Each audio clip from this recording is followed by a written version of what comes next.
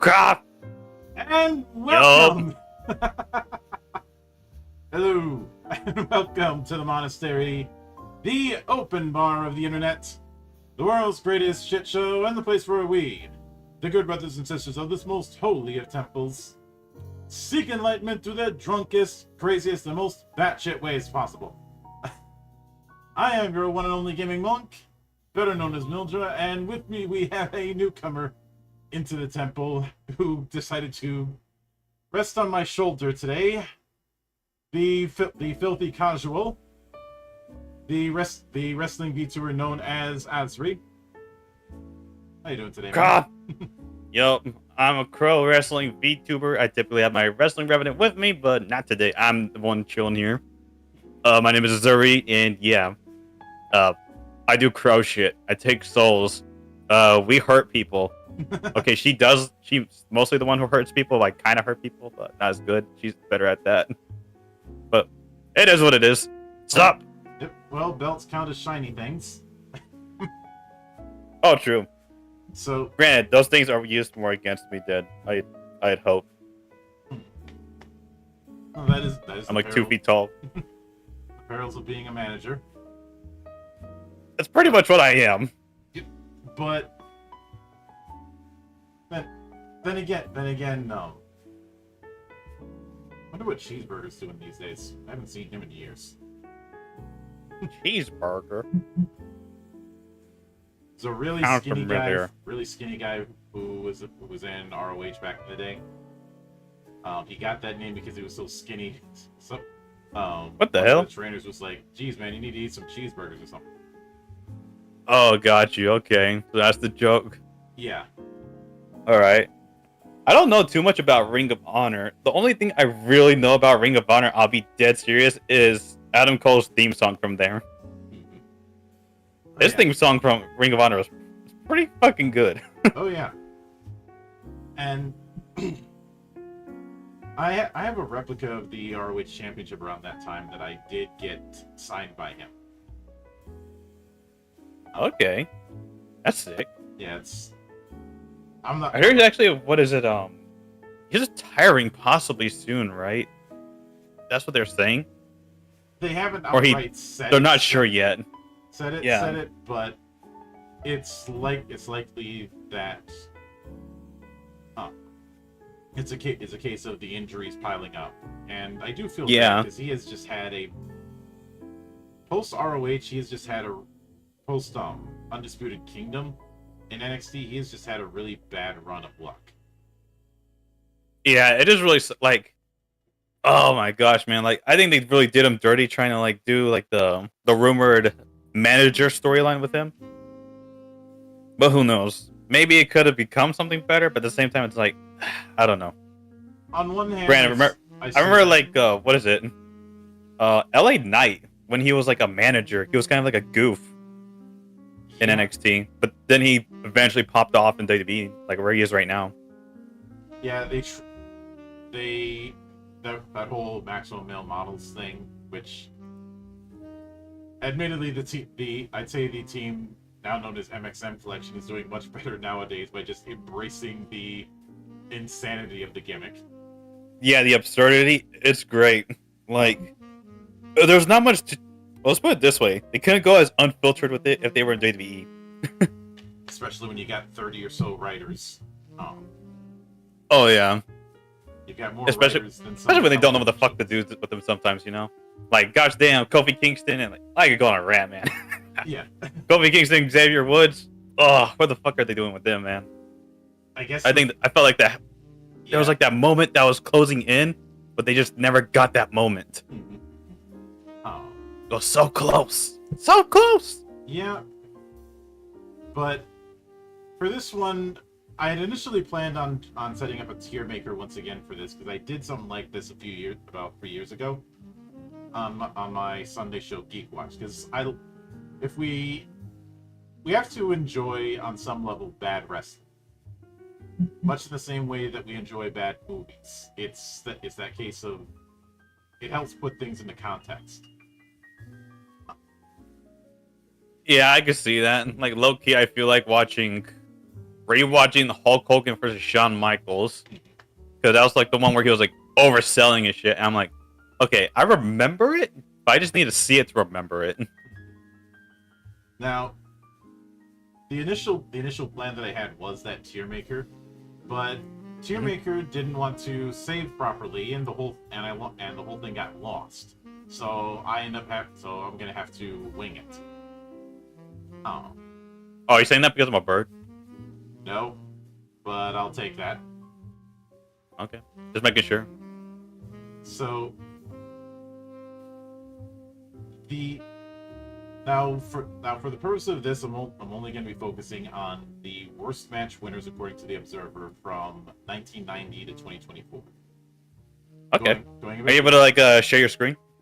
All I'm doing is looking at the Wikipedia entry list for that. So if I had the tier maker, I would have shared it. But I will share the ranking setup that I had in mind. Okay. So from using a letter grade thing would not be interesting. So instead, I have 4 ranks named after different bookers. The lowest rank, these are the ones that were bad at the time, but they've aged more gracefully. And hello, Suzaku, welcome to the monastery. Hope you enjoy your time here. But lowest grade is for those that were certainly bad at the time, but worse ones have come along, and they just have aged better in some way. This is the Kevin Sullivan tier. Need to bring back the mud matches. Jesus Christ! Trying to get loot with this shit already. Is there a mud match on this list or not? No. No. No, because as bad as those matches are, those aren't bad enough. That's fair. I'll just put it this way. It's like, how would I describe it? It was stuff that won't hold up today, you know? It's like, you don't even gotta say that they were bad, or you don't even gotta grade it. You're just like, yeah, they were just for the fan service. Service of fans. There's nothing wrong with that, but I am grading on a curve when it comes to levels of bad. So Okay. above that are the ones that are they're still bad. They're still staying the level of bad that they were the year that they happened. And this is the Dusty Rhodes tier. Like, I love Dusty. I got nothing but love for him, but the Dusty finish has lived in infamy, and a lot of that was his idea. So, all right, remind me, what's the Dusty finish? A Dusty finish is when a win gets reversed because of a technicality after the fact by the officials. Oh, got it. Okay, now I know what you're talking about. Like MJF versus, I think, CM Punk when that happened. Yeah. Oh. Yeah, something like that. Where it's like, MJF thought he won, but no, they saw the brass knuckles. Like, nope, no, we gotta reset the match. Mm-hmm. That kind of deal, right? Yeah, sometimes it's a match reset, sometimes it's a reversal of who the actual winner was. Dusty did that a lot in his time as Booker. Okay, so that's kind of like his gimmick almost in a way. Yeah, and it's not a bad gimmick, but it can become bad when you overdo it. Yeah. And when you overdo it on like multiple championship matches in a row. It's... Oh, okay, so it's always the champ. Got it. Mm-hmm. So in a way, it was like a new form of interference. Yeah. So above that are the ones that are bad, but there are ones that are worse. And this is the Jim Herd tier. Now, Jim Herd was a major exec in WCW back in the day. A lot of people absolutely hated him because of some of the really stupid ideas that they tried to push. He was the one who had Ric Flair cut his hair because he wanted him to do a Spartacus gimmick. That didn't happen because there would have been a revolt around that time if it did. Woo! Down the gutter. This is early '90s WCW where he was trying to do that, or things like the Ding Dongs, which is probably the worst mask gimmick of all time. Ding dong. Yeah, they were called that because they like bells. They had a bell logo on their gear. They had bells on their gear. They would ring a bell during certain times of tag team matches. Every time I hear something from like WCW, like granted, I didn't watch it, right? So every time I hear something from WCW or that era, it's like it feels almost like a dream. That's like it didn't happen, but it somehow did happen. If I get the chance, one of these days, I need to show you some of the insane stuff that comes out of like half-masked Rey Mysterio. I just saw that on my Twitter recently. Yeah. In the process, you probably also see Steve Austin with hair, and it just looks wrong. Oh gosh. Took away the bald. That was a superpower, man. This was before he decided to get rid of the hair. Got it. Oh, I forgot what the fuck his name was. I know it was something else though. Oh. Shit, it's not coming to my head. But a big reason why the ones before 1990 I'm not covering for this is one of them was a house show, so we don't have any footage of it. But the highest grade, these are the ones that are not only bad for the time, but still bad, is the Vince Russo tier. There's a lot, and I mean a lot, that can be said and has been said about how bad of ideas Vince Russo had during his career. Okay.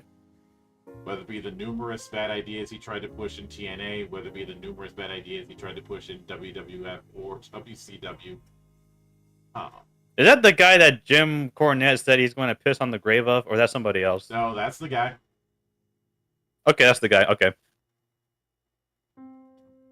I don't subscribe. That's the next level of hatred. Yeah, I don't subscribe to everything Cornette says, especially these days. But I will not disagree on that, especially since I'm the last person in any room to comment on someone's pettiness.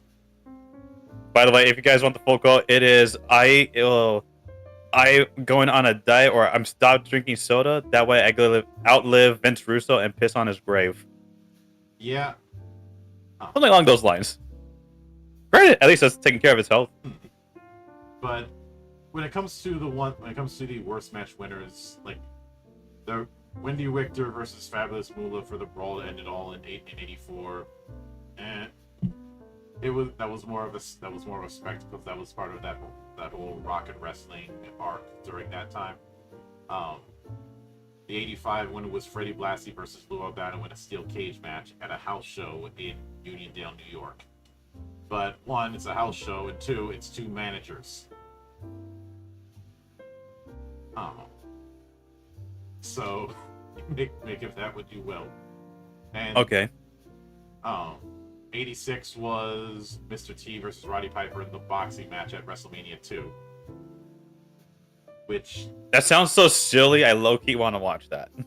It was with WrestleMania 2, they got the brilliant idea in their head to have the pay-per-view take place across 3 different cities with 3 different main event for each. There was a reason why that was never tried again. Okay. Yeah. I can see why they kind of did it though, because like it was the independent scene, so they're still like in that threshold of, I'm assuming, like trying to like scatter their talent everywhere, right? That's what I'm assuming.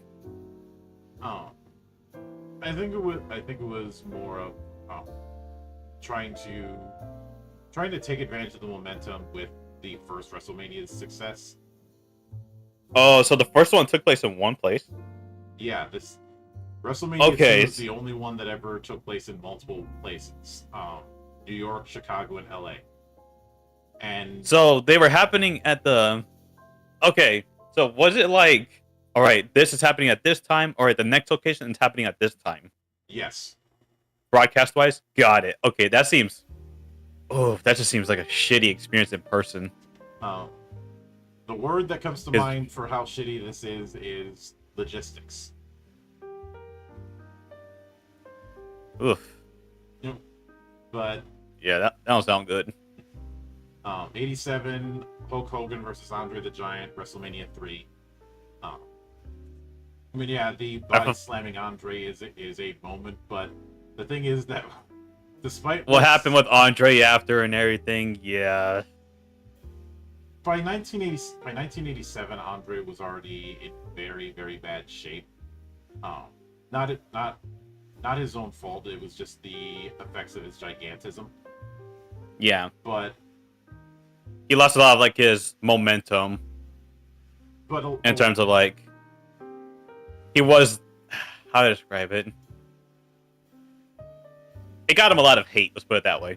And that was a time where like people were more believed in these characters a bit more. but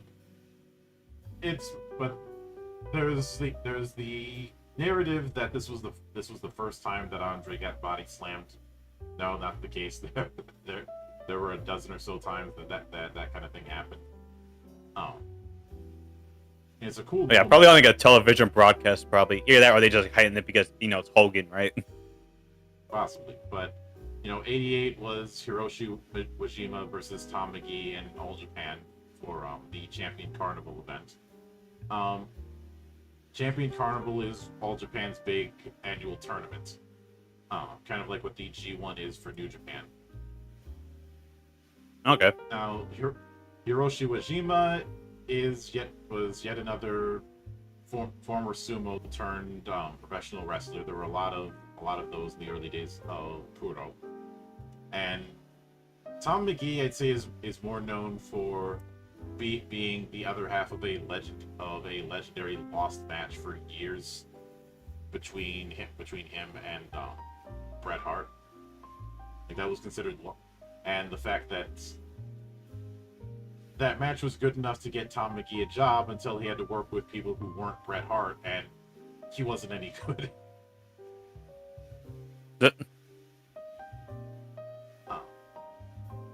Is it? Tom McGee was one of the early attempts to try and build another Hulk Hogan. Didn't work. He was before trying wrestling. He was a strongman, and damn, he looked buff. I'm looking him up right now. yeah, he certainly. Oh, I think I've seen this guy before. Yeah, he certainly. Oh wait, never mind. I'm looking at Greg Valentine. Yeah. Okay. But yeah, damn, he got the body for it though. And Mario in the chat says, "Hey Monk, I got a great idea. Let's get a hunchback to become a pro wrestler."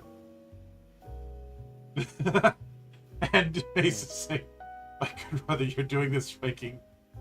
I didn't know if you were busy today, Mace. Isn't that essentially not technically, but like what is it? Shit, I can't remember his fucking name. I'm having a hard time remembering like 80s, 90s wrestlers' names. I'm tempted to bring Mace into this. If you don't mind, since I didn't know he'd be. I don't mind. All right, so hold on, Mace. I'm setting up a three-person group, which does mean I'm gonna have to exit. All right. Just invite me to the call. Yep. Damn, it's been forever. Holy shit. I was stuck in a void. Was it? And yes, Mario, I know that was a Jim Hurt idea. That was stupid. But hey there, Mace. Hello. Oh, My good brother in Christ, you are ranking wrestling without me? I am hurt. I didn't know you'd be awake at this hour. It's 10:40 in the morning. I don't know. Maybe you You're felt used to like... being like, please, like I sleep in.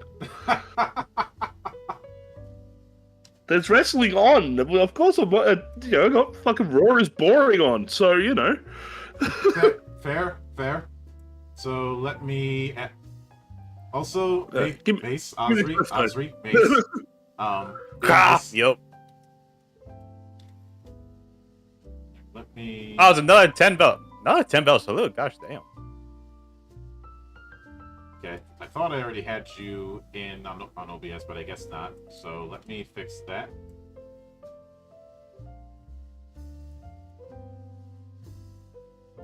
All right, there we go. Got your reactive in there. What up? So Yep. and That's the one. I had just gone over the... Originally, I was going to have a full tier maker set up, but tier maker didn't want to save properly, so I'm just playing it by ear. You know how it is, call it. How unusual. But I was just going over the tier setup. Mm-hmm. From bottom to top, and this is going over the worst match of the year winners we're going from 1990 to 2024. Lowest tier of ones that were bad, but they've aged better. Kevin Sullivan tier. Okay, I wouldn't say that about Kevin Sullivan himself, but sure. Well, He doesn't age get better. He ages and get worse. yeah. Tier above that. I is saw the Taskmaster years. Yeah, tier is. Oh, he had some of the infamous bookers. I consider Sullivan the least offensive. God, that's saying something. I'm grading on a curve here. Right above that is the Dusty Rhodes tier. Now, these are ones that were certainly bad, but they've only gotten slightly worse with age. And don't get me wrong, I love me some Dusty. I pitched to have his birthday be International Talk Like Dream Day. I'm not actually pitching that because that would be horrifying. But the Dusty finish. I don't need to say any more than that. Mm-hmm. Above that, these are ones that are just as bad as they were. Is the Jim Herd tier. Oh God. I'm pretty sure multiple. The fact that you're putting over Jim Herd over fucking Dusty Rhodes, man.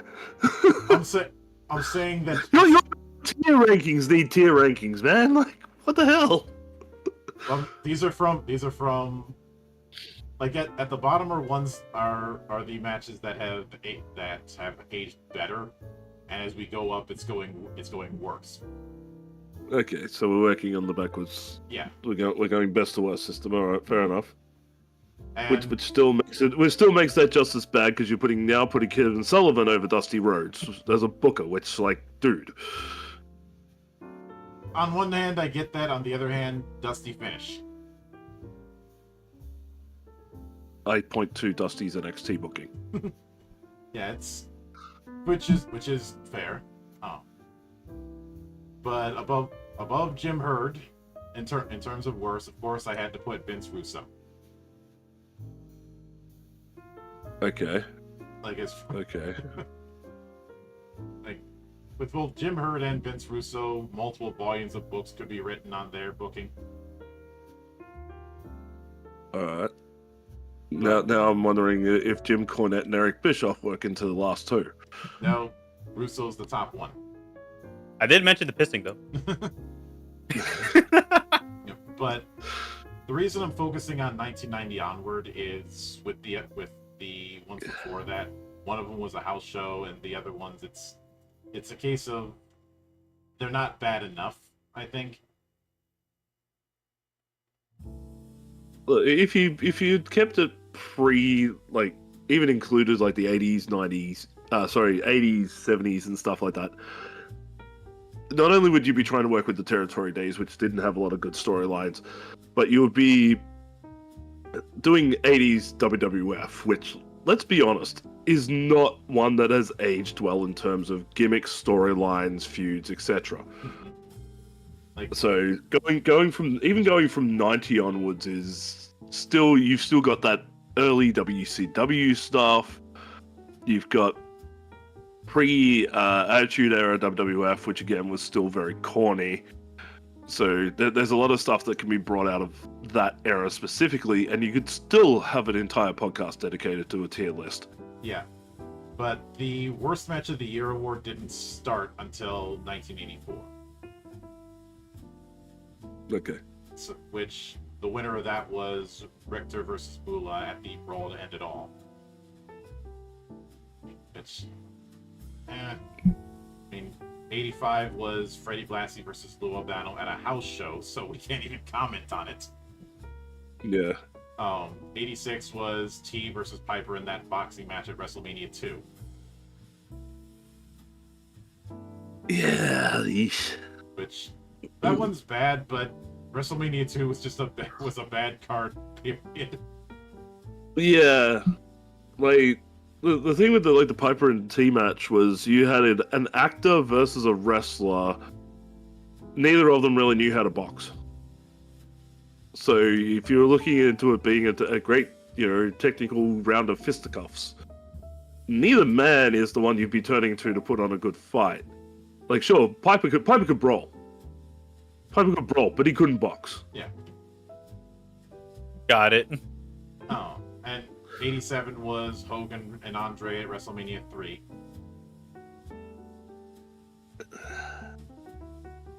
See, that wasn't even the worst match on that card. I think that's mostly done because it was based around a body slam.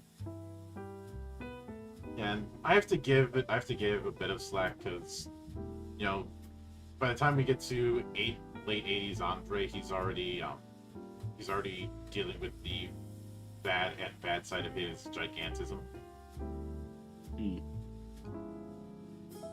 It's the reason he was doing those long bear hugs and hit the corner so much, it's just his body couldn't take it. Yeah, he was definitely on the way out at that point. Yeah, 88 was Hiroshi Wajima versus Tom McGee. At Champion Carnival in All Japan. Again, something that we don't have access to. Yeah, I know that Wajima was yet another former Yokozuna turned wrestler. There were a lot of those in the early days. And Tom McGee most people know him for the fact that he was able to get a short career due to having a good match with Bret Hart. But then again, it's Bret Hart. Yeah, back in the days when Bret Hart would wrestle a broom and put it over. Mm-hmm. But people in the back got the idea in their head that, oh, this Tom McGee may have something because he had this great tryout match. And 89 was Andre versus Ultimate Warrior at Saturday Night's Main Event. Again, that would be put a lot on Andre being slow, immobile. That was pretty close to his death, if I remember correctly. Yeah. So, like, he wouldn't be doing much at all. And considering the Warrior was a very high-paced guy at the time, yeah, the two wouldn't have mixed well. Plus, I think Andre hated him. No baby oil. Wait, no, wrong guy. But we start proper with 1990. Sid Vicious versus the Night Stalker at Clash of the Champions 13 in Jacksonville. Clash of Champions. The Night Stalker would later be. I just so happened to have my Pro Wrestling Drive open at this because I was watching some old Hogan stuff the other day after his passing. Mm-hmm. And like my WCW collection goes back to 1983 with NWA Worldwide. So I'm now like jumping in going, okay, let's see if I can find the event so I can do a quick re-look over the over some of the matches. But Yeah. surprisingly enough, I don't seem to have one. That particular one. Yeah. I'd say the Night Stalker is more known as Adam Bomb during his New Generation years. Also one half of Chronic, which we'll get to that later. Yeah, I'm looking at the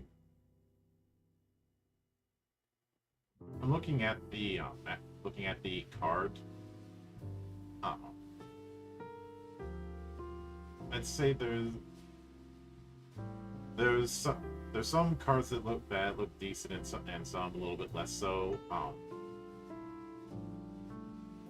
Although when I look back at 90s WCW, I constantly have to ask myself, what the hell did people see in Tom Zank?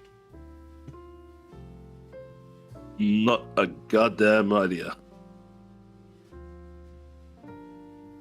I can't even say it's a case of I had to be there. No, he was one of those guys that they were really pushing that just wasn't clicking. Yeah.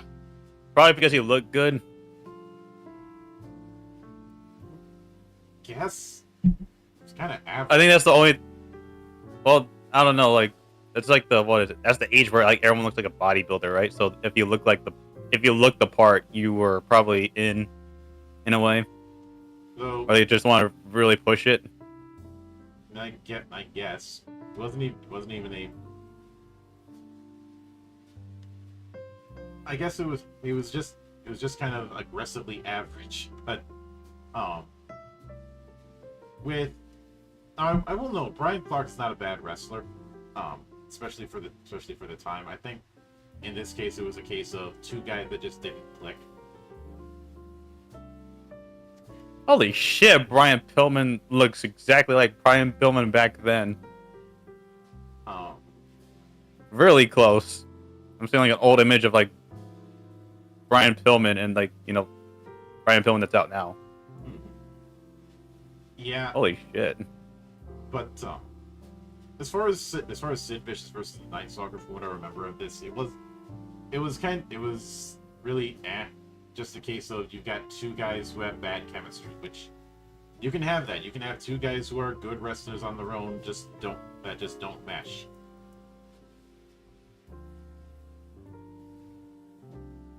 It definitely happens in the ring from time to time where you'll just have somebody who doesn't like they just don't meld together. Like either styles don't work, personalities don't work, the booking just doesn't work. And to be honest, you can say that about just about every single match on this list.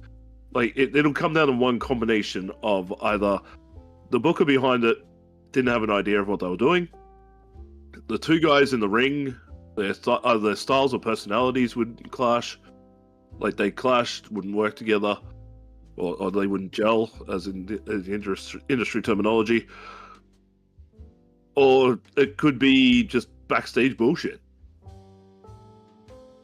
I'm not putting him over. That doesn't work for me, brother. Yeah. And it could also come down to other things as well, like you go on Brian Clark as the Night Stalker. That would have been 90, so that probably would have been like his debut, or not long after his debut. So he could still have been very green at the time, and going up against somebody who is notoriously hard to work with in Sid Vicious. I'm not saying like it's personality-wise, it's like just the dude was so big, lanky, and hard to sort of just grapple with in general. Yeah. Like, you put a rookie against somebody like that, of course the match is going to be bad. I think it worked in All Japan as the Night Stalker for a bit, but not by much. But he worked it for only a couple of years, from what my understanding is. But then we get to 1991, Bobby Eaton and PN News versus Terrence Taylor and Steve Austin in the Capture the Flag scaffold match, Great American Bash, on July 14th. So, Ooh. there is a very good reason why nobody does scaffold matches anymore, and they haven't done it in at least, 15 years? Scaffold matches is like those high rises, right? Yeah. Yeah. Those posts and shit. Yeah, I've seen the shit that could happen there, and it's not pleasant. It's Well- the one that you'll hear Cornette complain about the most when he was in one with the Road Warriors or something, and he took the bump off it Yeah. and like hurt himself and all that shit. Hmm. Like scaffold matches in general are just terrible because you don't have a wide enough base to do anything on. Yeah, it's just, You know, it's punch. it's basically you're playing a game of Mortal Kombat. Dun, dun, dun. That's what the scaffold match is. And because a lot of the scaffolds are literal scaffolds, they're not designed for people being thrown around on, they're not designed to be bumped on or anything like that. So doing any type of moves on them is stupid because the second you do that, the entire thing starts shaking and it can fall apart in any moment. And Yeah. what makes this worse is it being adding capture the flag, so you're gimmicking gimmicks. And we're playing red versus blue. But Yeah, I'm sort of looking over it now as we're speaking, and oh my god, it just looks bad. Especially when PN News, being a big guy, you don't want him taking a bump on that scaffold. Because if it does, it's gonna buckle something. yeah, Or something's gonna slip. Like they are not the most safe of things to have around anything. I think the last major scaffold match I can think of was the one with Rhino and AJ Styles in TNA in like 2004ish, I want to say. Yeah, you probably remember that better than I would. And they tried, but contrary to popular belief, I think most people aren't afraid of heights; they're afraid of falling from heights. And Yes. eventually, if you're going to be on something that high, you're looking down. I do remember the Oh yeah, Vertigo. the Night of the Skywalkers thing that Cornette was in. Afterwards, he had said that that thing's way too high because it was 25 feet from the ground, so about 20 feet from the ring, which is way too far. Yeah, and the main thing, especially with wrestling scaffold matches as well, is having the scaffold over the ring, and where the scaffold would be put across would be the center-ish area of the ring. If you take a bump off that, you run the risk of hitting the ropes, and if you hit the ropes, all sorts of nasty things could happen. Ugh. Oh yeah, Like you could break an arm, leg, neck quite easily if you hit those ropes on the way down and just bounce. Yep. Or you could miss the ropes completely, go straight to the outside, and then you're fucked. oh yeah. But then we go to 1992, Rick Rude versus Masahiro Chono, Halloween Havoc. Let me state for the record, first and foremost, That was spin the wheel, make the deal. Rick Rude Mhm. without a beard looks very, very wrong. Without a beard or without a mustache, it does not look right. That's like what's his name? Juice Robinson. If you've seen him recently, Oh yeah. And like Juice Robinson without the beard, man, he doesn't look right. no. He just looks like a dude. Like when I saw him, he looks better. He looked better on Dynamite than he did at All In. Where in All In it was like, wait, who's that? Oh, that's Juice. Like it took me a second for me to realize that was Juice Robinson. But getting it close, I was like, okay, I can see the face structure. That's Juice. But 1992, Masahiro Chono. This was when he was still kind of the super rookie. This was long before the badass sunglass wearing Shono that we know. That would be for a few more years. I don't know how that got worst match of the year when you had such great classics as Stunning Steve Austin and Dr. Death Steve Williams versus Dustin Rhodes and Barry Windham, where they did rest holds for 90% of the match. Yeah. Oh, I do know that this match the crowd just didn't get into it. Mostly because you had one guy who at that time was working heel, and another guy who the crowd just didn't know. I can now see why. I'm skipping through the match now just to refresh my memory. Oh yeah.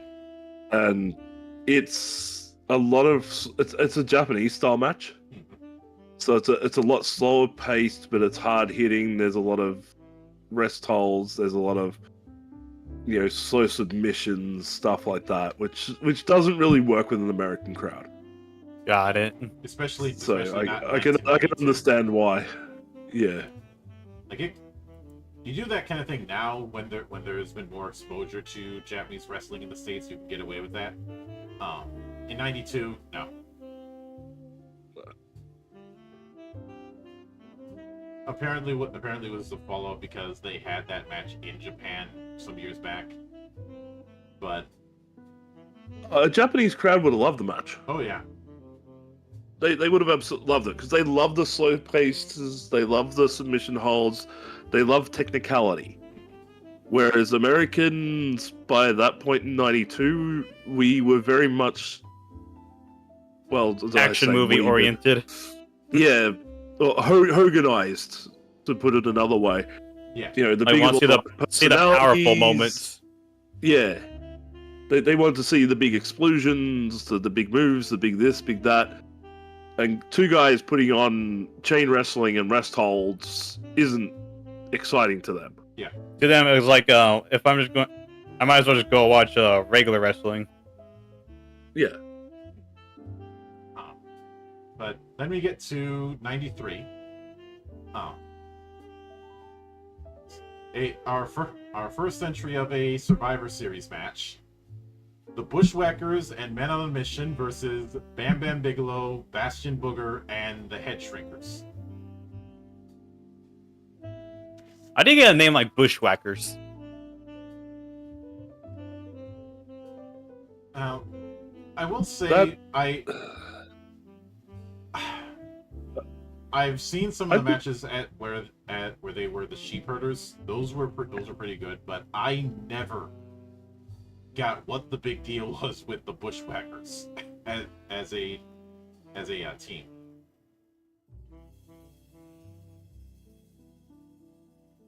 Yeah, there were a couple of New Zealand boys. That's it. Yeah, and Men on a Mission, it's Mabel and Mo. They're the Bushwhackers, but they're bald. And no bush on the head. They just got bush below the head. I am not answering that. Men on the Mission. It was that whole thing with Mabel and Mo. What didn't help this was the Bushwhackers coming out with the Doink the Clown masks on. That's not gonna. And Bam Bam, good wrestler in a bad situation. Yep. That seemed to happen for a good amount of his career. Bastion Booger, bad gimmick, just bad gimmick to try and recover from a worse gimmick. Oh. Yeah. Plus, he walked out with a half-eaten chicken. Yeah. And people are just going, why? Oh. Yeah, we're in the new generation era, and you could do an entire movie on all the bad gimmicks during that time. Oh, it was the whole team coming out as Doink. Oh god. Mo and Mabel and all that. Yeah, coming out in the Doink gear. Oh gosh. Yeah. That explains a lot of why this match would be hated. And yeah, it's just a lot of big guys, so you're not going to get a lot of. Again, it's not that big power stuff. It's just a lot of slow big guys beating on big guys type shit. Yeah. And because it was a Survivor Series match, you know, this was around that time where their idea was, instead of just having one Survivor Series match, they have like a shitload of them on the card. Yeah. Oh, okay. But then we have Survivor Series again in San Antonio. The other thing that would have put this in the bad match category, the fact that it was 20 minutes. It Yeah. was just this 20-minute 8-man tag. Just yeah, not bad. Then we didn't learn because 1994 we have the Royal Court versus Clowns R Us. Surprisingly enough, another one where Doink is involved in some way, shape, or form. Yep. You know, so this was 94 Survivor Series. Just let me see. Wasn't the Royal Court versus wasn't that the one where there was like a bunch of midgets involved? Yeah.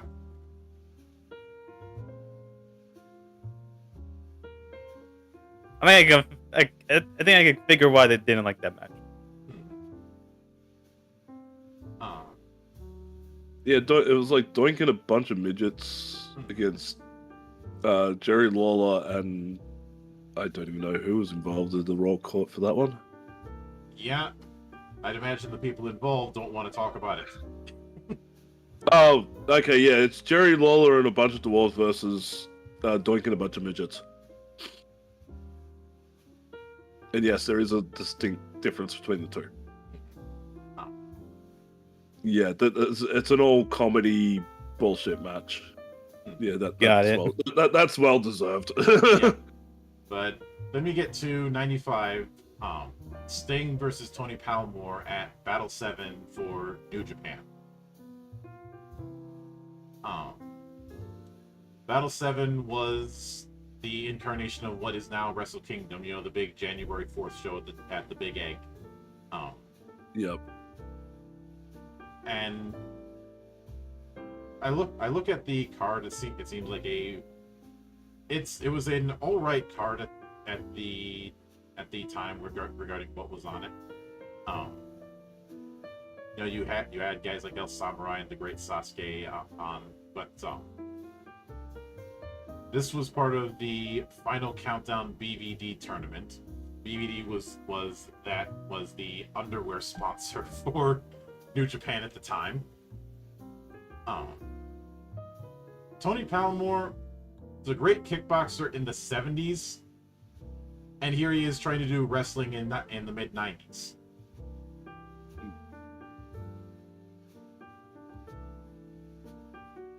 Again, it's a style thing.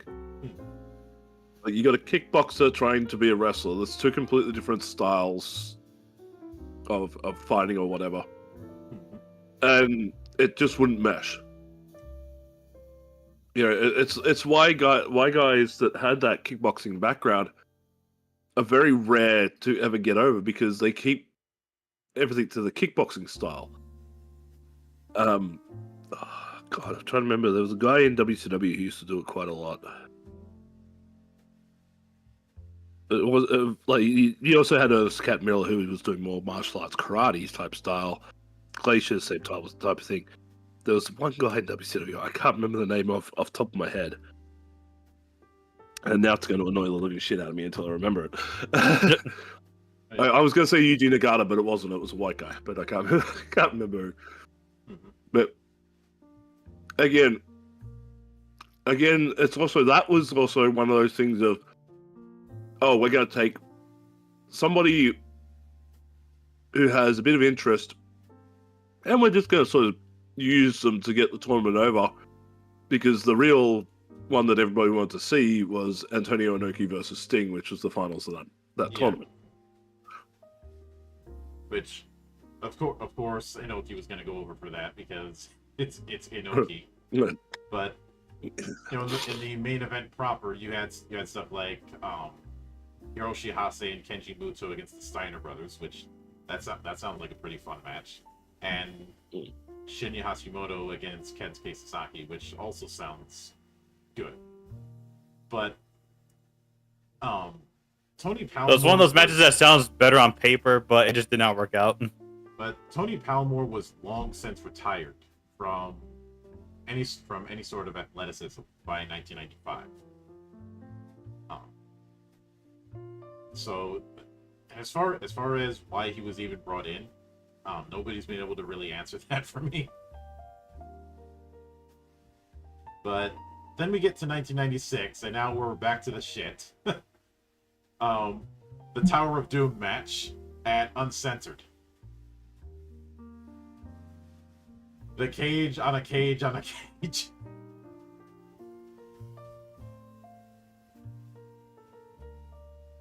Fuck? Yeah. It was literally three cages placed on top of each other, with the ring on the bottom level. Yeah. Think that that monstrosity that was in Ready to Rumble, just wider at each section. Yeah, it was Hogan and Randy Savage versus Ric Flair, Arn Anderson, Meng, The Barbarian, Lex Luger, Kevin Sullivan, Z Gangsta, and The Ultimate Solution.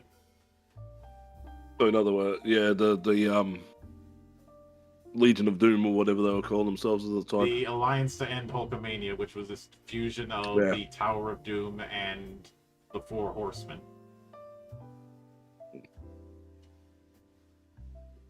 And it was bad. They never made clear what you have to do to win the match. Right at the end, Ed Leslie shows up with frying pans. And you've got some folk who have like Z Gangsta was just an attempt to try and bring Zeus back in because Hogan. And guys like the Barbarian, Meng, and Kevin Sullivan are way too good for this shit. Yeah. See, that's a combination of bad storyline, for one, like the whole, Alliance and Hulkamania was terrible. Bringing in an actor to wrestle, once again, bad idea. And you've got a structure in the triple tier cage that isn't designed to take bumps on. Like, when you put in the scaffolding in, and they had scaffolding as the middle two layers between cages 2 and 3, that stuff, as we have seen, is notoriously bad for breaking. Well, even because that stuff is not. Even just walking on the mesh. Oh. Yeah. I feel nervous. It is not designed to hold the weight of the human body. Oh, and hello there, Chaos. Thank you for the raid. Hope you're doing well with Batman Arkham Asylum. For those of you who are new here, my name is Mildra. I am your gaming monk, and today we're talking bad wrestling. Now, looking at some of the worst match winners and whether or not they are as bad as they were, or some of them are overhated. But continuing on, we go to 1997, Hogan versus Piper at Super Brawl.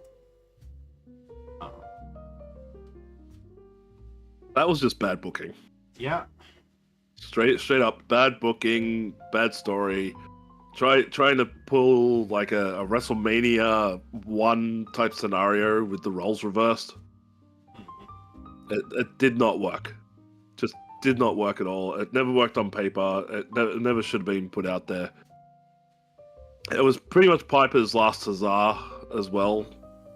When it came to like big wrestling matches, and yeah, no, it just didn't work. Didn't Got work it. at all. Oh yeah. But then 98, we've got Hogan again with the infamous one. Hogan, Warrior, Halloween Havoc.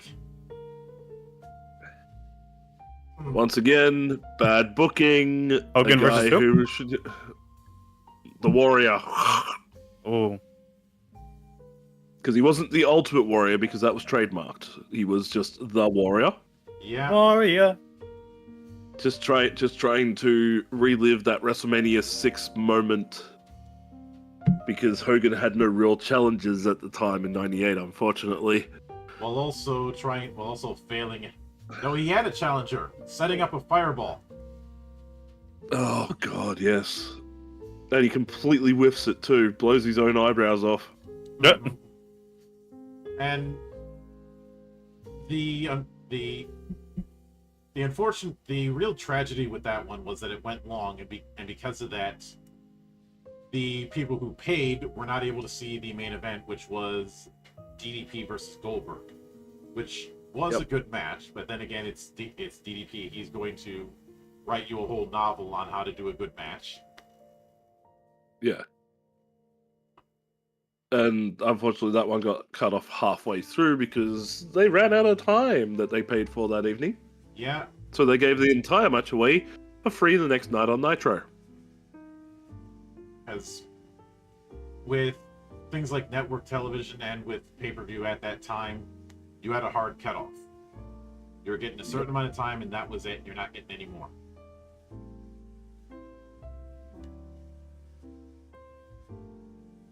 Nowadays, if it goes a bit long, it goes a bit long, but that wasn't the case in the 90s. Yeah. Like that match was just all around bad.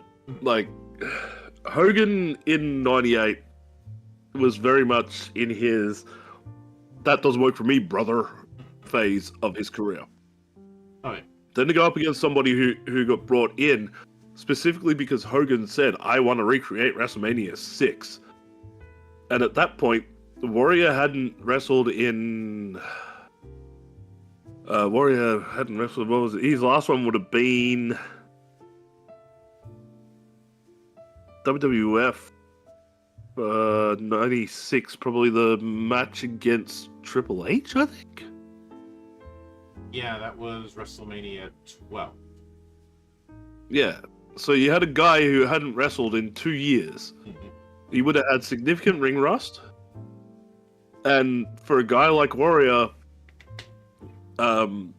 he just didn't have that same oomph in his step that he had back in the day. Like, as much as he tried to do the run, I can run at 4,000 miles an hour for 20 minutes straight type junk. No, he was a lot slower this time. He resulted to magic tricks, the magic smoke and disappearing and all that stuff. Disappear. And it was just... And the mirror it was segment. terrible. That mirror segment, that was just terrible. Because the people at home could see Warrior, Hogan could see Warrior, but Eric Bischoff couldn't. He had to pretend that he couldn't see him. It was just, ugh. And yeah, a lot of that was just horrible because Warrior just went into Warrior mode. Yeah. Did what he wanted, said what he wanted. Segments ran over. It was just, ugh, no. But This entire feud should have been up there instead of just the one match. But yeah, But then we have 99, the Kennel from Hell match, Al Snow versus Big Boss Man, Unforgiven. What kind of match? Kennel from Hell. This has gone in infamy as one of the worst matches, one of the worst gimmicks in history. it was the old style cage, like Big Blue or whatever people like to call Yeah. it. That style. Mhm. But they Blue put shit. the cell of the Hell in a Cell over the top of it. Oh. And then they had, was it 6 dogs, Yeah. with their trainers, obviously still on leashes, going around the outside of the ring, like in that in between area between the big Basically blue to try cage act like and the lumberjacks was the Yeah. idea. like they were meant to be the vicious guard dogs that would attack anybody who got out of the first part of that cage setup. But the dogs didn't give a shit. You know, the great entertainment phrase of "never work with animals or children" came into play, and the dogs were more interested in stiffing each other's butts and taking a shit on the mats outside of the ring than actually acting aggressive. Yeah. I can't. That's the most I remember about that is those damn dogs because I can't remember. So you might as well have anything else. gotten like. You're better off getting like a bunch of chihuahuas. If Pretty you want some much. dogs barking. Well, funnily enough, there was a chihuahua involved in this feud. Yeah. Pepper. the whole feud was because of this thing between Big Boss Man and Al Snow, where Al had a dog named Pepper, which was a chihuahua. And in one of his segments leading up to this, in part of the feud, was that one night Big Boss Man said, "Oh, you know, I'll be nice. I'll do dinner for you or something." And the implication is that Boss Man killed diced up Pepper and fed it to Al Snow. And Al Snow started acting like a dog. Oh my gosh. And the only way for Al to exercise this dog from within him was to have this Kennel from Hell match, which was absolutely horrible. And I think this had something to do with the Ministry of Darkness at the time as well, because isn't this the one where at the end of it, Boss Man got hung up by the Undertaker? Like literally, like rope around his neck hung. I don't think it would. I'd have to Give me a sec. double check. I know it. WWE 99. What do we It have? wasn't this show, but that did happen in '99. I thought it was this pay per view that happened. No, the Boss Man hanging thing was at WrestleMania 15. Was it? Okay. Which was the end to a very boring Hell in a Cell match. Yeah. But then we go on to 2000. Briscoe and Patterson, the hardcore evening gown match at King of the Ring. Well, yeah, nobody wants to see two guys in evening gowns in an evening gown match, so. Oh my gosh. It's kind of funny that soccer. Yeah, that's all you really need to say about that one. You can't really put any other reasoning on it. Yeah, I'm not defending this. I feel like you don't even gotta say anymore. I think I get the idea. But, Ugh. 2000. It's Briscoe and Patterson in evening gowns trying to rip them off each other. It was not even good. But then we have 2001, Brothers of Destruction versus Chronic. Versus who? Chronic. Which I'm sorry. The best thing about that tag team was their fucking theme song. Yeah, Brian Adams and Brian Clark. And Okay. Who were basically trying to do an APA knockoff gimmick, where they were all about breaking necks and cashing checks at the same time that the APA was doing the Acolyte Protection Agency. Yep. Oh, and there's Undertaker in his rider mode. Yes. Biker mode. Biker Taker in 2001. And Kane still being Kane. Yeah. It's I think the more... just because you put four big guys in, even though you have four big guys in the ring doing the good old fashioned big meaty man slap meat, doesn't mean it's always going to work. Yeah. I do feel bad for Brian Clark because he had a bad run of luck. And Brian Adams also had a bad run of luck. I mean, you think the worst thing that he'd be associated with is being Crush, but then you have this, and then they'd go to Japan and be worse. But I remember this just being a case of everything was badly timed, and Taker was having a bad day. The other thing with this too is that this was during the time of the invasion. Mhm. So you were seeing a lot of ECW guys, a lot of WCW guys coming in. And let's be honest, the booking wasn't exactly in favor of the WCW guys. Pretty much. So basically, these guys were brought in, and it was, hey, we're just going to beat the living shit out of the WCW guys for like 15 odd minutes and just make them look like shit. So what didn't help is that I'd say this one was just a case of nothing was working. Got it. Well, I wouldn't say it was nothing was working. It was just the fact that they didn't want to put the WCW guys over. No, there's that. But also, it was wedged between two very good matches too. Like you had Edge and Christian on before it, which they, those two guys, obviously, that when they work together, they do amazing work, as we're going to see hopefully soon in AEW. Yep. And then afterwards was a very highly anticipated matchup, which really lived up to the hype, which was Jericho and Rob Van Dam. Yeah. So the card placement did not help those guys at all. Mm-hmm. But then we have 2002, one of the rare cases of a non-pay-per-view worst match winner. This was Bradshaw and Trish Stratus versus Chris Nowinski and Jackie Gata. Mixed tag? Mm-hmm. Yeah. I'd be honest with this one.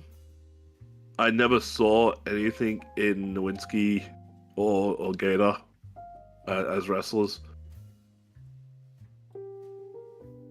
Like Jackie she was a tough enough winner. Yeah, I saw that one. Cool. And Nowinski just, I don't know what it was with him, but I never saw any star power in him. And to go up against two, by that point, very established veterans in Bradshaw and Stratus, it was a skill issue. Pure and simple. That's a skill issue. Yeah. Especially since 2002, Trish Stratus was starting to evolve past just being. I mean, there was still a lot. There was still a lot of eye candy, but she was. She was becoming a very good wrestler in her own right, and more than just a set of tits. Mm-hmm. As our brother Matty would say, stick with tits. It seemed like one of those matches where they're possibly trying to make the others look good. Yeah. Jackie and Nowinski. They tried hard to push Nowinski as like a top tier guy, but he just never came off any good against anybody you went up against. You could see that he was outclassed in every way. Hell, the guy lost to a debate with Scott Steiner, for fuck's sake. Yeah. He made Scott Steiner look intelligent in, I believe, the same year, 2002, if I remember correctly. Yeah. Yeah, it just didn't work. And if you're half-assing it around somebody like Bradshaw, you are gonna pay for it. Oh yeah. Got it. And I'm guessing Jackie was like green. Jackie was green at that point. Yeah, she just got signed on. Yeah, she was just coming off training at OVW and winning a Tough Enough at that point. Got you. And It is kind of funny that Oh, it was her first television match. I'm now just finding out Oh, okay. That makes fucking sense then. where she botched multiple moves and everything else. So yeah, green is goose shit. yep. And when the one of the quotes is from in the Wikipedia entry for this, commentator Jim Ross explained that mercifully that's over at the end of the match. When Jim Ross is going, thank fuck that's over, you know that it's bad. Mm-hmm. But Well, that's over. yeah, but then we get to 2003. Triple H versus Scott Steiner, Royal Rumble in Boston.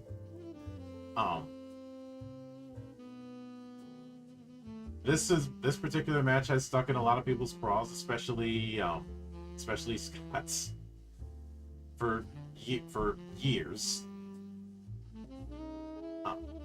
And if I'm being honest, it was a case of just the same belly to belly suplex over and over and over. Oh, spamming was happening. Yeah, But that's what Scott was known for at the time.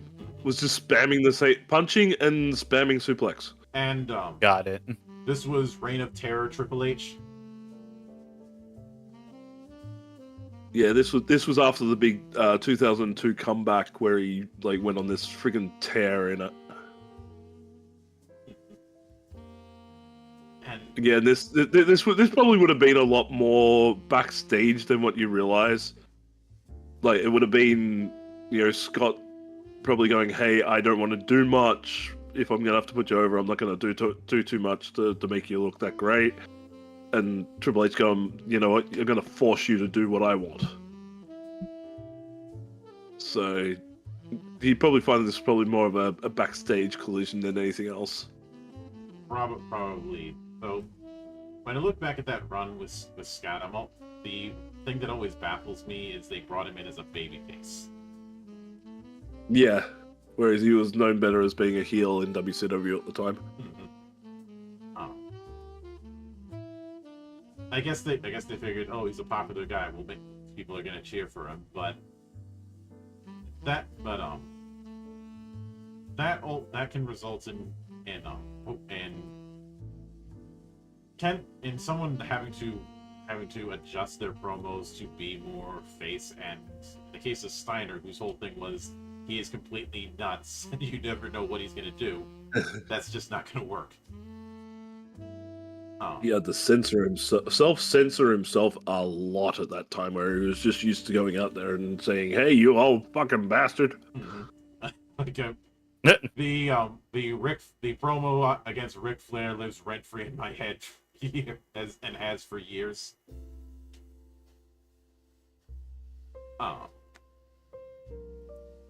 That and the whole thing with the Tiger. But then we have 2004, Tyson Tomko versus Stevie Richards. Once again at Unforgiven. Oh, come on, man! You know that's a 5-star classic. Yeah.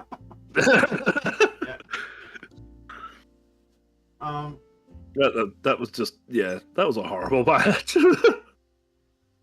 Tyson Tomko was one of those guys again, big, had a good look, couldn't wrestle for shit. Yeah. Oh, got you. Tomko's peak was acting as Christian's muscle. Whether he did it in WWE or did it in TNA. Like he was very good in that role as the muscle with the chicken shit heel. But as far as wrestling, not that much. And Stevie Richards, he's fine. I've attempted to watch his podcast a couple times over the last year. For whatever reason, it just doesn't stick. I don't know if it's a case of delivery or something. I feel like we're also missing something from this match. What would that be? Something just feels off. I'm trying to go back and have a quick look at it now. Okay, we had Trish versus Ivory, where Tomko was out there helping Trish. Oh, Stevie Richards was in did like an interference thing, Mhm. dressed as a woman, and the entire match was essentially Tomko stripping Richards down to his underwear and beating the absolute shit out of him. So it wasn't even really a match. It was just something that was thrown together on the fly because of an outside interference. Got you. In that case, it's not a case where I'd even rate it because it wasn't a match. No. I'm pretty sure there were worse full-on matches in 2004. Probably, but I can't be bothered going through my collection to find them. Yep. But 2000. Mind you, have you noticed a common thing with WWE up to this point in particular? The bad ones are the ones that are just like No, involves the goofy shit. It's two pay-per-views in particular that keep getting brought up: Unforgiven. Unforgiven and Survivor Series. Yep, and that gets brought up again in 2005 with Oof. Eric Bischoff versus Teddy Long. Oh guys my who should not gosh. two guys who should not be in a ring at all. Two managers. Oh Eric- gosh. Eric Bischoff. He was trying. Sometimes he's tried to say, he did karate back in the day, but that was a long fucking time ago. Teddy Long, I don't think ever did wrestling. I've always known him as a manager. He was a manager and a referee. That was it. Yeah. He's probably thinking to himself, why are you sending my ass out there? So with this, you've got two guys who have no business being in a match. Or at the very And least, you had two referees involved as well. oh god, I This forgot was about the that. this was the big Raw and SmackDown debacle. Mhm. So they need a SmackDown and a Raw referee. Correct. Oh my god. And it ends with a boogeyman running. Oh my gosh. So Yep. so it's a bullshit that ends in even more bullshit. So It's a schmozzle in a clusterfuck. It's kind of hard to like describe that as like one of the bad matches to put in there in the sense of like it's obviously a goof match that almost deserves not to be on the list. Get what I'm saying? Yeah. I feel like if It's this was on Raw or SmackDown, it probably would not have gotten worse. But I think the fact But then that again, it's it on is pay-per-view, so yeah, like why are you putting on this? Yeah. But now we get some fun ones. So 2006, the infamous Reverse Battle Royal. The setup for the Fight for the Right tournament. Reverse Battle Royale, so you have to throw them in the ring? Yes. Yes, you had to get in the. Let me see if I can find a way to break down this thing, because this is the most Russo thing Okay, I can't say it's the most Russo-iest thing we will see, because there was something that was worse. So, the idea was it was in stages. Yeah.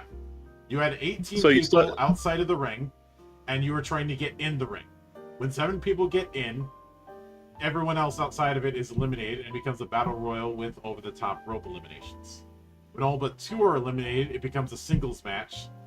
The winner goes to the 3rd stage of the tournament. My brain hurts. Yes. Welcome to 2006 TNA Wrestling. Mhm. Our brains hurt a lot back then.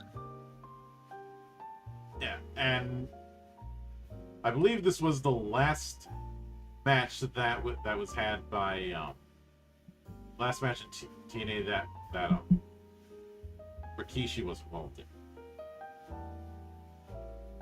So I think so.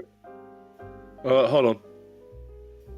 We had in it we had Lance Hoyt, Ron Killings, Chris Sabin, Christopher Daniels, Robert Roode, AJ Styles, Sonjay Dutt, Jay Lethal, Eric Young, Senshi, Kazarian, Raven, Brother Runt, Brother Devon, Kip James, James Storm, and Christian Cage. Yeah, I don't know why I thought Rikishi was in this. I know that he was around during that Fight for the Right tournament, but he didn't last long because he had. You're thinking 2007. Yeah. Oh. Where he competed as Junior Fatu. Mm-hmm. And didn't last long because of attitude problems. Yes. Gee. Rikishi having attitude problems. Gee, I wonder if that ever solves itself. Actually met him. He was pretty chill. Rikishi. He is until you get a microphone in front of him. Yeah, and he couldn't be bothered to remember the other competitors' names. He screwed up Robert Roode's name. Oh, I meant like what is it? So I was doing like training a little bit, like a few years ago, like actual pro wrestling training, and he came by. Actually, chill dude, in person at least. Yeah. I don't know how he is like the other shit, but from when I was like, when I was about to leave or something because I had to go, he was like, "Oh, let's take a picture before," and I'm like, "Oh, fuck, cool." But then we get to 2007. James Storm, Chris Harris, 6 Sides of Steel, blindfold. I can already see the issue going on here. AKA just a blindfold match inside a cage. Because that's what they called their cage matches, was the 6 Sides of Steel, because they had a 6-sided ring back then. Mm-hmm. Which they should have bloody kept! Fuck you, Hogan. Apparently, whenever people are asked about the 6-sided ring, like I think Storm has talked about it, Styles has talked about it, and a few others, that apparently it was much harder to bump on as opposed to a 4-sider. I'm guessing there's like a lot of stability issues with it too. It comes down to the construction. I think they were using a old school wood beam version of that type of ring. Whereas I've worked in a 6-sided ring myself, and it was a flex steel ring. And have the flex steel, oh my god, it was a dream to bump on. Like, I'd take bumps all day on that thing and never feel it. Yeah. Take one bump in a wood slat ring, oof, no way. Ugh. I'd feel it for the next 6 months. Yeah, that was probably a thing. Oh. Blindfold matches in general, though, they don't work. And to put it inside a cage is even worse. Not to mention, man, who knew working like blinding the wrestlers doesn't turn out well? Well, they don't. The blindfolds are gimmicked, but yeah. It is. Yeah. The proper way to do it is a lot of audience involvement, a lot of essentially pin the tail on the donkey, which was more or less the way that blindfold match with Jake Roberts and Rick Martel worked. They technically were able to see, but they worked the crowd with the whole pointing and getting the whole hot and cold thing played by the crowd. Yeah. That's usually how you do it. But they were doing a normal match with blindfolds, and the blindfolds kept falling off. Oh.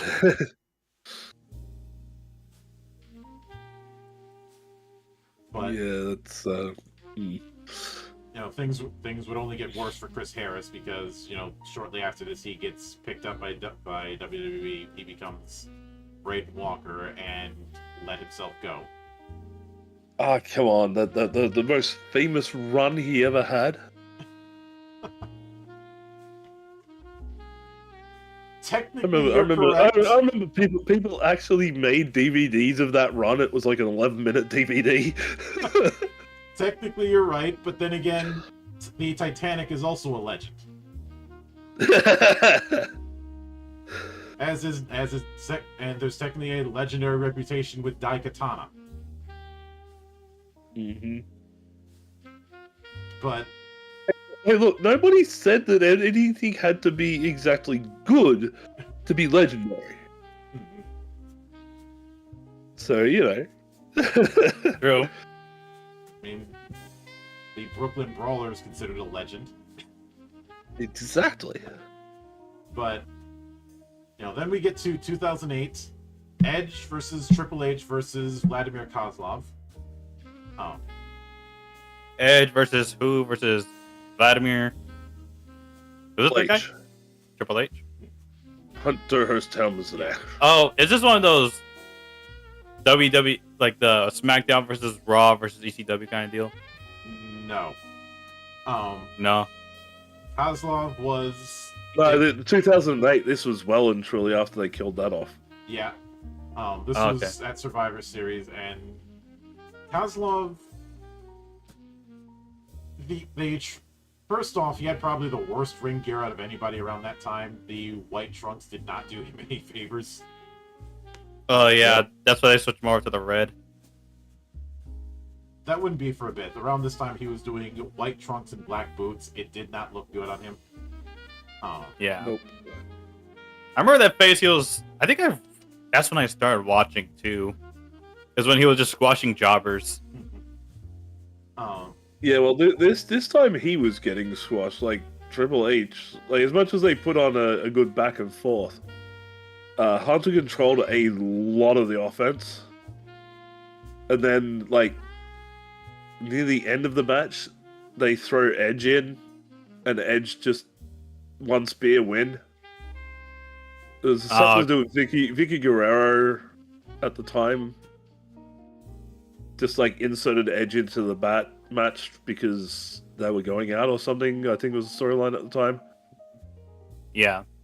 And he does have... Yeah. I think they tried to go with this MMA-like gimmick because he does have legit championships in Sambo and kickboxing.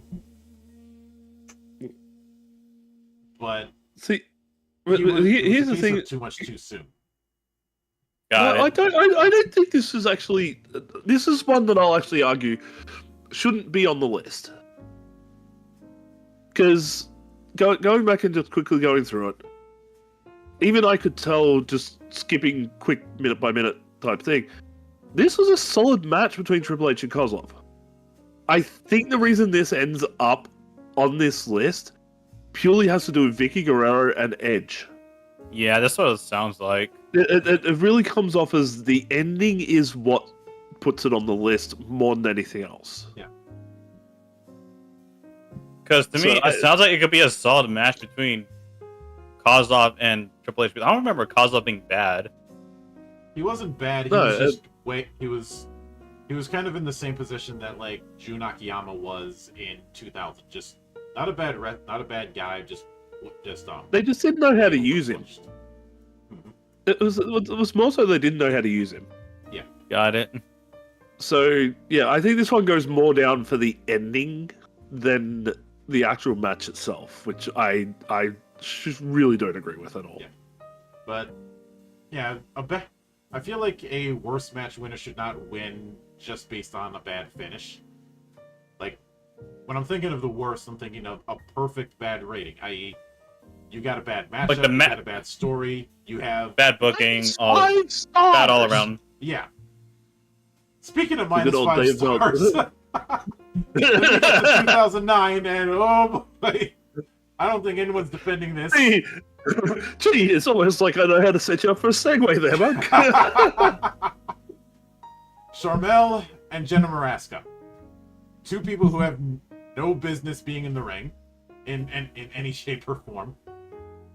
Jenna Maraska was who's only had 15 minutes of fame for winning Survivor that year.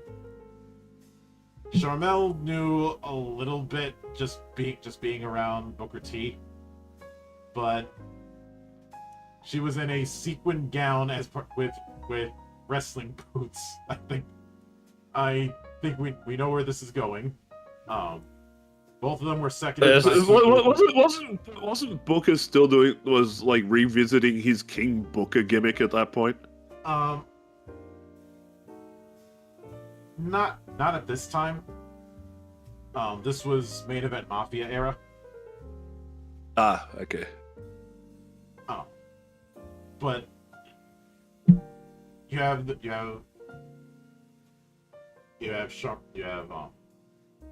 Sharmell knew a couple things, but not much. Both of them were seconded by people who were way too good for this. I think one of them was seconded by Awesome Kong, who had zero fucks to give at this point. and the other was by Sojourner Bolt, who was all right. Sojo Bolt wasn't great, but she could hold her own at least. But neither of them deserve to be in this shit. Got you. Yeah. Definitely seems like how to describe it. Booking a celebrity kind of deal is what happened. Yeah. Oh yeah. Yeah, you got a celebrity who has sweet fuck all to do with wrestling, used literally to come in. What I'm saying here is like just eye candy, basically, is why she's here. Yeah. Really? Sorry, there was another one that I thought might have been on this, but it's actually not. The Snooki match. Oh, that's.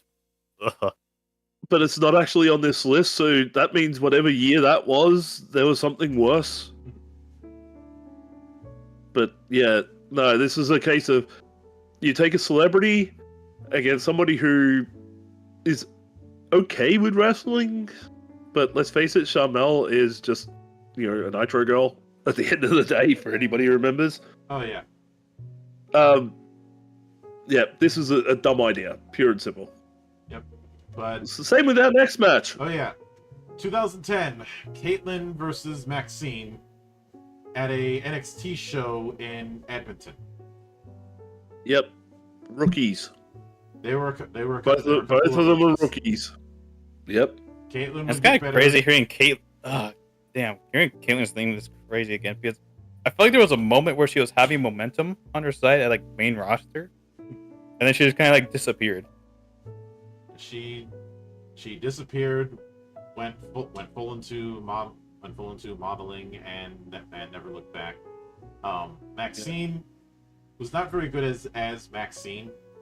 She would get a lot better in about 5 years as Katarina in Lucha Underground. Got it. So they're like still green, basically. Pretty much. Yeah, that was still very. This was back in the old days when NXT was Legit, just rookies. like it was just straight up rookies, and before Yeah. they hit their big independent push. So Oh yeah. That way you could give a Yeah. bit more leeway then because like it was NXT.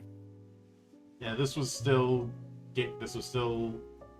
the awkward time between game show period NXT and post Nexus, and just they didn't have they were kind of throwing things around, seeing what stuck, because the Nexus thing didn't, mostly Yeah. because of Cena. pretty much. But then we get to another one of no one's defending this. Sting and Jeff Hardy, Victory Road, 2011. Jeff, you're always gonna self-sabotage at some point. Yeah, That sounds like one of those matches where Sting is got- old, right? Still at this time. Sting was in his TNA phase, pre-Joker. yeah. I think pre-Joker phase. The whole thing behind this was Jeff Hardy showed up high as a fucking kite Oh, okay. and stayed that way throughout the entire show. Oh, So there was like a and lack then- of and ring then awareness. He was fucked up. oh yeah. And Right, basically Bischoff turned around to Sting as he was walking out of Gorilla and said, "Pin him. Force the pin. That's it." And Sting just walked out. You even see it on his face when he gets in the ring with Jeff, and he turns around and he goes, "What the fuck is wrong with you?" Yeah, I remember. And rolls him up, forces him down to take the pin, and that was it. It was like 4 seconds long. Mhm. Damn. I remember this was when Hardy was trying to do the whole Antichrist of pro wrestling thing with the immortal thing, which The Immortal Championship yeah, renamed. the ugliest championship that I've ever seen in my life, and I've seen some bad ones. Okay, I won't say it's the most ugly, because you look at some of those ones from the territory days; those are pretty bad. But in terms of modern era, I don't think there's been any belt that's worse than that Immortal Championship. Whenever I see the thing, I'm always thinking about pinching if somebody's wearing it around their waist. But I remember as Sting is walking out at the end of the show, somebody in the crowd says that was bullshit, and he turns around and you see him out. I agree. Oh, he didn't mouth it. He fucking said it. Yeah. and it got picked up by the camera mic, the mic cameras. I'm looking at the belt now, and yeah, Oh yeah, it was an ugly ass belt. it's some artsy fartsy stuff. And Pirate, I Yeah. have seen Heroes of Wrestling. Even as bad as that was, there were worse things. But then we have 2012, John Cena versus Yeah, John Morrison. Heroes of Wrestling was one thing, but I'll see you that and raise your Wrestlelicious. Yeah. But again, 2012, Cena, Laurinaitis, no DQ, over the limit. Putting one of your best wrestlers up against a guy who hadn't wrestled in over 30 years. Mm-hmm. Pure and simple. That's all it was. Laurinaitis was rusty as a door hinge, man. And I've seen some people say that I remember around that time, Laurinaitis was go away heat for me. Not just because of the Yes. but because they tried to. My name's John Laurinaitis and I talk like this. But Fuck, even though that almost wrecked my throat. it was very much a case of get the fuck off my television. I do not want to see. Yep. Nobody wanted to see this match. Nobody wanted this match. They put the match on, and the match was a fucking stinker. Mhm. Sounds about right. Yeah, Yep. and of course, shortly after that, I found out why Johnny Ace was not well liked around as either as a agent or later on as the head of talent relations when he took that job from Jim Ross. Laurinaitis took that job from Jim Ross. Yeah. Yep. And Ugh. Cornette doesn't like him because of all the meddling that he did when he was trying to run OVW. Yeah, but Cornette doesn't like anybody. Yeah, fair. So saying Cornette hates you is like saying I wake up in the morning. But the next one we have for 2013 is that All Divas Survivor Series match. The Bellas, Natalya, Naomi, Cameron, Eva Marie against JoJo, AJ Lee, Tamina, Caitlyn, Alicia Fox, Oksana, Rosa Mendez, and Summer Rae. So essentially you had the unstoppable, it doesn't work for me, brother Bella twins. There was like some total the- divas kind of rivalry, right? Essentially, yeah. So you pretty much had the Totals Divas cast versus what was essentially a lot of still very green or just been put on TV people. Because if I remember correctly, AJ was still very young in her appearances. Tamina It was supposed to be like the anti-divas kind of shit. Yeah. Like this is the new age, and the new age, I'm guessing they didn't. No, like it was the we're too good. You thought we're too good enough to put on your show types. Yeah. Tamina Snuka, who was just Tamina. Let's just face it, Tamina wasn't that great at any point in her Is career. she still with WWE right now? Last time I heard it was when she became the My Whole meme. I think no, that was Nia the Jax. whole that's- thing was Nia Jax. That's Tamina, Nia. she hasn't Tamina, wrestled she's since been 2023. The last thing I remember from her was going at Sasha Banks and that little joke they had where like Sasha buys her a shirt that's too small. For her. removed from the active roster in July 2024, but still remains signed with the company. Weird. Uh, Yeah. Alicia Fox, who was never that great, even though for some reason there was some idiot in Tough Enough who said one of her matches was the greatest of all time. Okay, whatever you're smoking that day, keep smoking it. Oh, was it Oksana- Melina versus Alicia Fox? Is that what they said? Yes, I think that was the I one. remember that And they said it in front of Stone Cold, and he almost fucking flipped his shit. He was like, "What the fuck?" Yeah, but a good chunk of the people in that Oksana- match are now have long since been retired, which I Yeah, think. can we talk about the horribleness that was Oksana for like a few seconds? Like holy shit, she's supposed to be this great person, you know, an FCW, da da da, and she came in and just absolutely fucking tanked. I don't know why. It was just she just could not catch on at all. It was just stupid. And Pirate, we already covered Jenna versus Charmel. So, and Yeah. but like, you know, you have Eva Marie in this, who was never good. The only good thing that came out of that was that running gag of her doing that long introduction and then not showing up. God, I'm going there. I'm just clicking on some of these names. It's like, oh, okay. I forgot JoJo was even an active wrestler. You know, Cameron JoJo. was JoJo. Joe Offerman. Yeah. Do you watch? Have you watched any AEW in the last? few Wow, years? she actually wrestled. I had no idea. Yeah, she wrestled. The fuck? Yeah. She actually came out at AEW's All In and sung before Swerve Strickland's entrance this year. Okay. Yeah.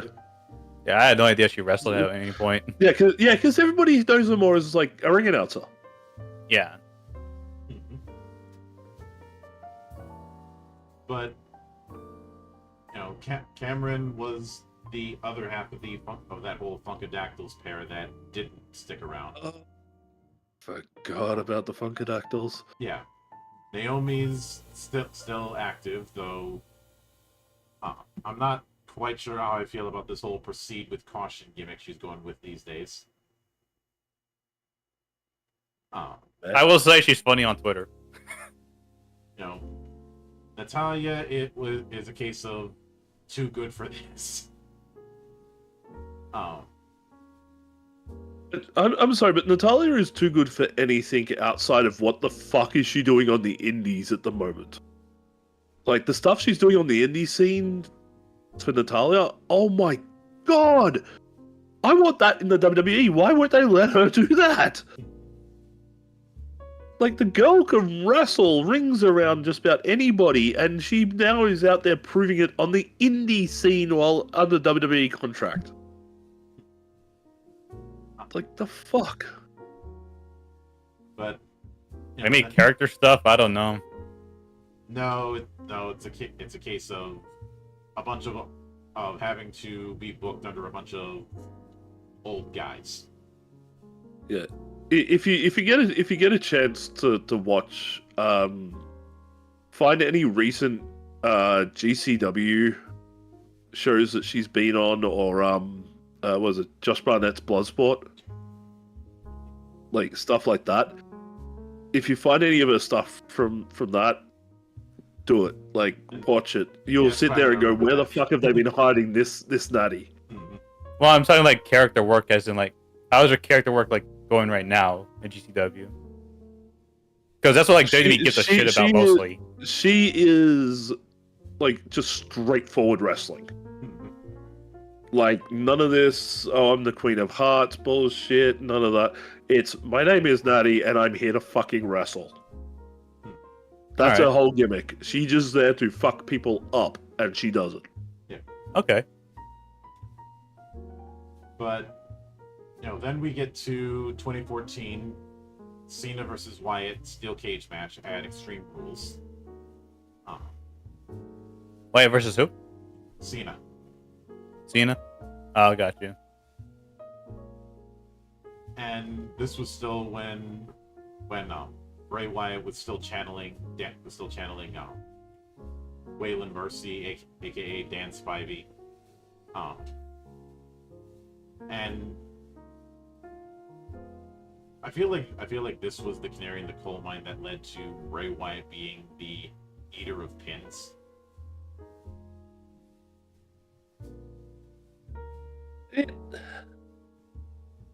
The match itself wasn't bad. Like, again, this is one of those ones of I don't understand why it's on here outside of the finish. Like, the finish had Cena trying to go out of the cage. They do the Wyatt, meep fucking thing, and then there's a kid in black singing into a distorted microphone. He's got the whole world in his hands. Cena stumbles backwards into the Sister Abigail, and that's how it ends. It was Bray walked Got it. out So it was probably like a that's it. solid match, but a shitty finish. That kind of thing. Yeah. Got it. It was back when Bray was doing a lot of the he was doing the Fiend stuff before the Fiend, essentially. Like I said, he was doing But weight. it was all dirty finishes. Yeah, it was all dirty finishes. It was all stuff where he wasn't. If he won quote unquote clean, it was because something weird happened. In this case, it was the kid singing that he's got the whole world in his hands in front of Cena. The match itself, not bad. The finish was just something that people hadn't caught on with at the time. And I think that's going to be a lot of I'm looking down the list. We've got quite a few Bray Wyatt things coming up as quote unquote the worst match that I don't think belong there. I think it was more that the crowd hadn't caught on to the Bray Wyatt gimmick and what he was trying to do as much as they did post Wyatt's death. I think another factor is that if you're gonna do that kind of this is somebody who people are supposed to be scared of. You need to actually put them over, but there is this mindset of, oh, he's getting over through the effect stuff, so he can afford a few pins. That's what's always been like the issue with Bray Wyatt in general. It feels like. Yeah, it was the whole thing of he's using effects and gimmickry. He's using the 80s styles bullshit to get over and win things. It's like weird. Yeah, because it's like he's Undertaker, but we can't let him win for some reason. I don't know. Yeah. It's like when the Undertaker calls down lightning out of nowhere or appears or disappears at random. Oh, that's well and truly fine. That's the Undertaker. But when Bray Wyatt does it, oh, it's horrible. It's 80s gimmicky bullshit. It's people's attitudes defined why a lot of the Bray Wyatt stuff's going to be on here. Yeah. That I don't believe belongs on here at all. But then we get Before we get to that, we get to Triple Mania 23, which I do remember watching this card, and there were some decent matches on this card. I do remember that this was the first AAA pay-per-view that I saw. There were production problems. There was some very blatant audio problems, but this was Los Psycho Circus. Was this the one where Vampiro was drunk and cussing the entire night? No, that would be another year or so. Then this isn't the match I was thinking of either. Yeah, because I was thinking this was the one where like every dive was a botch and like 90% of the moves were botched. Yeah, I know that a big deal was made out of WWE purchasing AAA, but what a lot of people overlook is that AAA has not been doing very well for the last few years. In fact, they've been doing bad, and it's only gotten worse. I'd say it really hit a major nadir when Rush and Dragon Lee left. because those were guys that they were building around, and they completely fucked it up, and they left under a clown. It's also the reason why whenever there's those AEW CMLL collabs, Roosh never shows up, because there's still lots and lots of bad blood between AAA and CMLL, and that's and I know Conan will try and say that AAA was doing well, but you had Alberto Del Dipshit as your mega champion. You still have him as your champion technically. Well, not anymore, but yeah. Was he? Yeah, they took that shit off of him quick, didn't they? He's pretty much done with the company now. Yeah, and good luck finding anybody who's willing. Maybe you'll find some Indian TJ that'll hire him, but it's TJ. But 2015, we had a trios match with Los Psycho Circus, so Monster Clown, Murder Clown, and Psycho Clown, versus Los Villanos, so Villano 3, 4, and 5. And this was their final match, the Villanos. Yeah. Oof, so that bad of a match. It was going to be their last. I believe that this was their retirement match anyway. It pretty much was. I think of the Psycho Circus, I think the only one who's still working is Psycho Clown. And you did have, when it came to, there was the issue of you've got some guys who are way out of it, and also bad audio. But I remember some of the other matches for Triple Mania around this time, and there were some other ones that were not great. I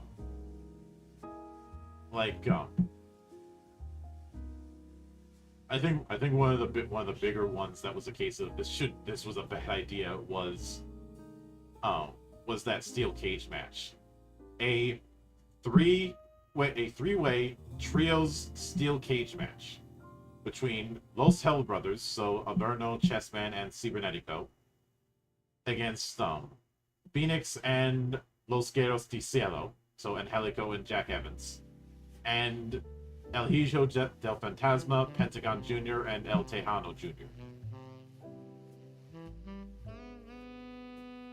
That is 9 people in one steel cage, which is about 6 people too many.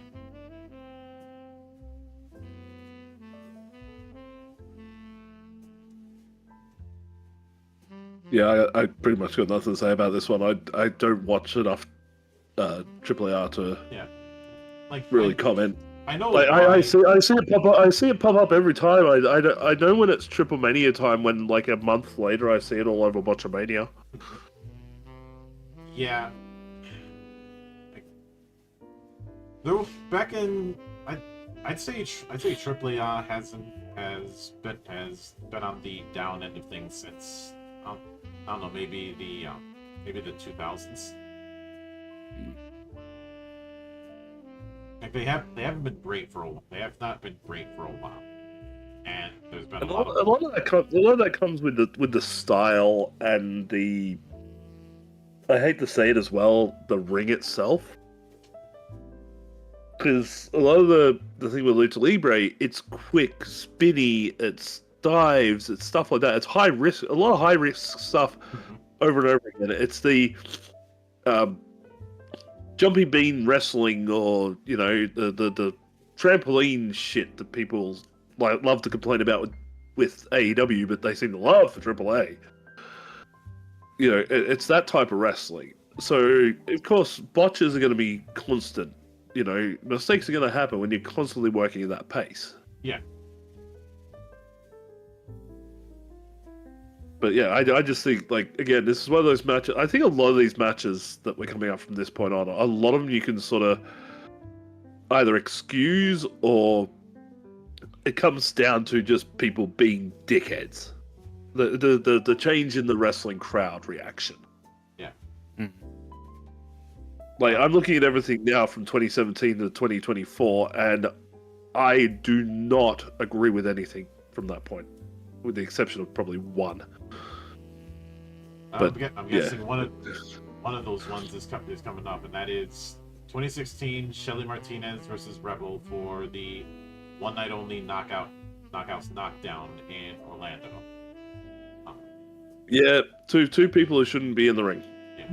Pure and simple. Shelly Martinez, while she can wrestle, she was never there to wrestle. She had two reasons why she was there, and we know exactly where they are. And nobody had seen Shelly Martinez in years at that point, whereas Rebel was working regularly. I think this was when she was still part of that Oof. circus gimmick. I see a gif of like her trying to like run into a grab, and she just basically kind of like falls down with her. Oh yeah, this does not look good. There was a lot of bad timing, a lot of botches. It was not a great match. I remember one of the more infamous moments was that banana split where Shelly is screaming, "My vag hurts." Yeah. Screaming it loud enough that everyone could hear it.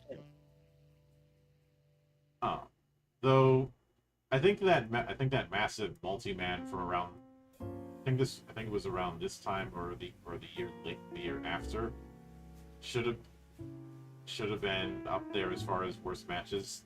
That was for the 81st anniversary show for CMLL, where you had a massive multi-man tag match that is also 2 out of 3 falls, with guys who were completely out of it. I think you had Villano 4, Raiho de Jalisco Jr., who was horrible. Who was horrible in the 2000s and never got better. Mascara Año 2000, who long since lost his mask. His name is Mask of the Year 2000, and he has no mask. The fuck? And Kinect and a few others. I just remember that the match never finished because Quattro and Forestero and one other guy just break the thing up. But this was a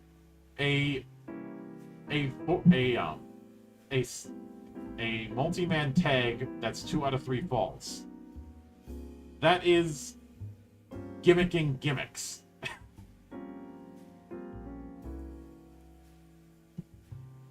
But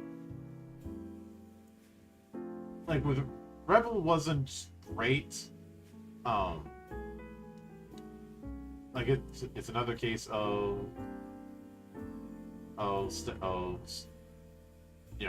there's 2 reasons why they're there. Apparently she's a backstage stylist for AEW, which I'm perfectly fine with that role because it means I don't have to see her on television. But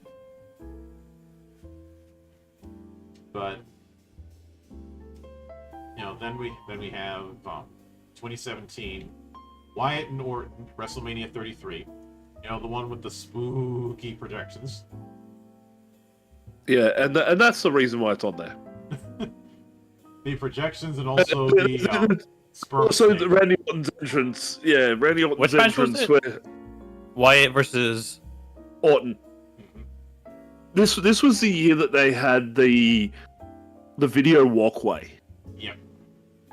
And of course, Randy Orton being the Viper, he had a snake that followed him as he walked down the walkway. And they did an aerial shot of it, and it just looked like a giant sperm. Yep. But again, this was a case of good match, but people didn't really get Bray Wyatt's gimmick. got it. Like there'd be random spooky projections happening on the ring and stuff like that, and people just oh, that's corny, that's cringe, that's not wrestling. Yeah. Motherfucker, that's about as wrestling as it gets. Wrestling is corny. Wrestling is cringe. Wrestling is about the dumbest thing that you can think of on the planet to entertain a crowd. It's a carny show, guys. Get over it. And whenever it comes to that, I never take that serious because, you know, in the same breath, that same crowd will dismiss certain promotions as just flippy shit or not telling stories. Granted, this is like 2018, right? The AEW is not really popping off till like Not 2020, right? No, 2019. but 2018 would have been the inaugural All In show Okay. and stuff like that. So AEW wasn't exactly established as a promotion just yet. Got it. But But the thing is, like, look at this. Like, okay, people have voted this a terrible thing with Randy Orton and Bray Wyatt.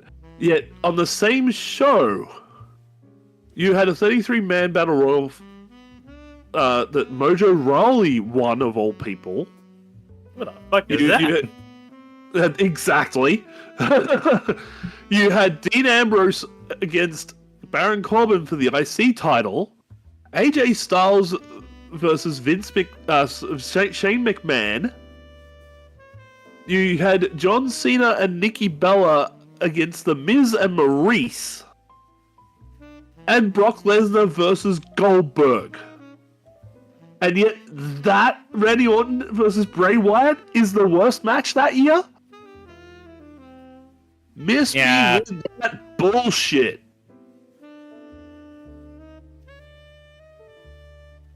Fuck, that WrestleMania alone has 5 worst match of the year contenders. And Randy Orton versus Bray Wyatt because of protections on the ring is what you're going with? Fuck out of here. yeah, and as far as the story, it was what it was. But moving into 2018, the winner for that was DX versus Brothers of Destruction at Crown Jewel. You know, Don't even gotta say anymore. I know exactly why. Yeah, four guys who are long beyond their use-by dates put in the ring together. Yeah, that's understandable. And it was also an excuse to get the first Crown Jewel on the worst list. Like Shawn Michaels hasn't wrestled in years. Kane hasn't wrestled in years. Taker was worn down, and Triple H was on his way out. Yeah. Then this was very much something that was requested by Saudi royalty because I can't remember which. I think it was either Greatest Royal Rumble or one of the other Saudi shows where they wanted Andre. they wanted Andre and Yokozuna even though both of them have been dead for years. Hey man, that Saudi money can bring people back from the dead. Who knows? But Just get like a lookalike somehow. then we Oh, have, they could have just gone Big Show. There you go. Just put some curly hair on Big Show, and there you go. no. But then we have 2019, Seth Rollins versus The Fiend, Hell in a Cell. I remember when around this time WWE was doing these watch-alongs where they'd have different talent watching the pay-per-view along with people. And Oh, there was isn't the that what the one with like the red filter the whole fucking time? the red cage, the red filter, like we didn't learn this lesson from Kane when they tried to have him do the red filter for his matches, or we didn't learn from Sin Cara when they were having him do the blue and yellow filter for his matches where you couldn't see shit. It was a red filter, and the match ended at DQ, even though it was a match you. Oh yeah, I remember that shit. Yeah. That was dumb. So using an oversized Hey. mallet is fine, but somehow using a mallet with a metal head is a problem. Yeah, and again, this is another one of those big stupid gimmick is stupid, therefore we don't like it. Because the match itself, good. The ending, crap. The gimmick of the red light, crap. Therefore, we put it on the worst when on that same card we had Randy Orton versus Mustafa Ali. Yeah, and And Chad Cable versus King Corbin. Mhm. I don't know. This was Those don't sound too bad for me. before Like- Ali was doing his election gimmick thing, which I really like. I mean, booking wise, right? Like, King Corbin Mustafa wasn't Ali working, and Yeah. stuff like that. Like, Lucky I think Corbin. the reason that was why crap. that one hit so hard is because it was so gimmicky that it was like almost too much. With So I can kind of see why it's there. Like gimmick ending, gimmick, like it was just an all-around gimmick, basically. the thing ended up killing off Rollins' momentum that he had around that time, and it took him years to recover. Yeah, he became Jesus after. It was crazy. But Hey, but because he became Jesus, my boy Murphy got some fucking time. All right. mhm, Oh yeah, Buddy Murphy. Yeah, mhm. one of my old training partners. Yeah, Oh, nice. yeah, and somebody you felt bad for when he got chopped after being sunburned. And to Hey be man, being fair, chopped when your sunburn does fucking hurt. yeah. Oh. And being chopped in general hurts, but even more so when when you're dealing with sunburn. Oh. Yep. But 2020 we have Braun Strowman versus The Fiend in the Wyatt Swamp fight for that whole horror show gimmick of Extreme Rules. A horror show. Oh, there's like when they were in the time of like being in the dome, right? Yeah, this was they just started getting crowds back, but they had them behind the plexiglass protectors, and everything was still being run out of the training center. Yeah. So they were doing things like what are they called? They're getting a bit more creative what they can do, like the filmography. cinematic matches, as they called them. like Undertaker's AJ. match with AJ and stuff. Yeah, Yeah, the ladder match was fun. Yeah. The Money in the Bank one. yeah. That was fun. Yeah, but as far as like any match that happens in 2020, you have to put a massive asterisk on it because of all the shit that was going on during that year. Yeah, and Yeah. they had to like get creative with stuff. Yeah, Like, this one was getting Even that, what is creative it? The Randy Orton versus Edge. That match was hard for me to watch because I get it was like it was like the crowd was missing and you felt it, right? Yeah. Yeah. Plus, I don't think anybody really liked the idea of the cinematic match, with the exception of the Bray Wyatt versus Cena one for some reason. But like half That's this, more so like a half nostalgia this match, like it started as I've gone straight back to, like it started about 2 hours 15 minutes into a 2 hour 34-minute pay-per-view. Yeah. And half of it was Bray having Braun Strowman strapped into a chair and just ranting at him for like nearly 15 minutes straight. And then when he gets out, they do like the mind fuck things and stuff that you would see out of the Hardy compound matches. Yeah, a lot of what was a lot of Completely cinematic wrestling was open-ended. people trying to do what Matt Hardy was The doing. Hardys were doing. yeah. And that ended in a very horror movie way, where like it teased the beginning of the Fiend. But So yeah, but and that's what a lot of these ones from here on out, at least the next 4 years, 3 years, 4 years, whatever, it comes down to the environment at the time. Because you got to remember that a lot of the time they didn't have a crowd to work in front of. So they had to try and get creative with ideas. They tried doing stuff that wouldn't normally have worked in a live crowd setting, but worked well within the confines of something entertaining and different to watch on television. But So anyway, let's get this next three crap fests out of the way, because a lot of it we can put down to the same thing every year. yeah, The Miz versus Damian Priest, a zombie lumberjack match. It was just promotion for. Oh. Yeah, I remember that. That was just what. Yeah, it was not good. Then Pat McAfee versus Mr. McMahon in 2022 at Night 2 of WrestleMania 38. Yeah, why the hell you would even put Vince in a match anything past the 90s just baffled me. Like, this one I will like. This is the one, when I said that there was one that I agree with out of the ones that were coming up, this is the one I agree with. Yeah. Because that was absolutely terrible. You had Pat McAfee, who can't fucking wrestle, against Vince McMahon, who shouldn't be anywhere inside a wrestling ring after blowing his quads twice. Bleh. And I like Pat, but he's much better as a voice than he's gonna be wrestling.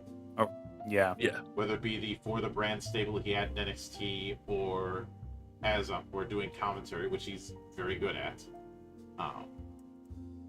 And I remember some people saying that the worst match of WrestleMania 38 was Sami Zayn versus Johnny Knoxville. I'm like, what the fuck are you on?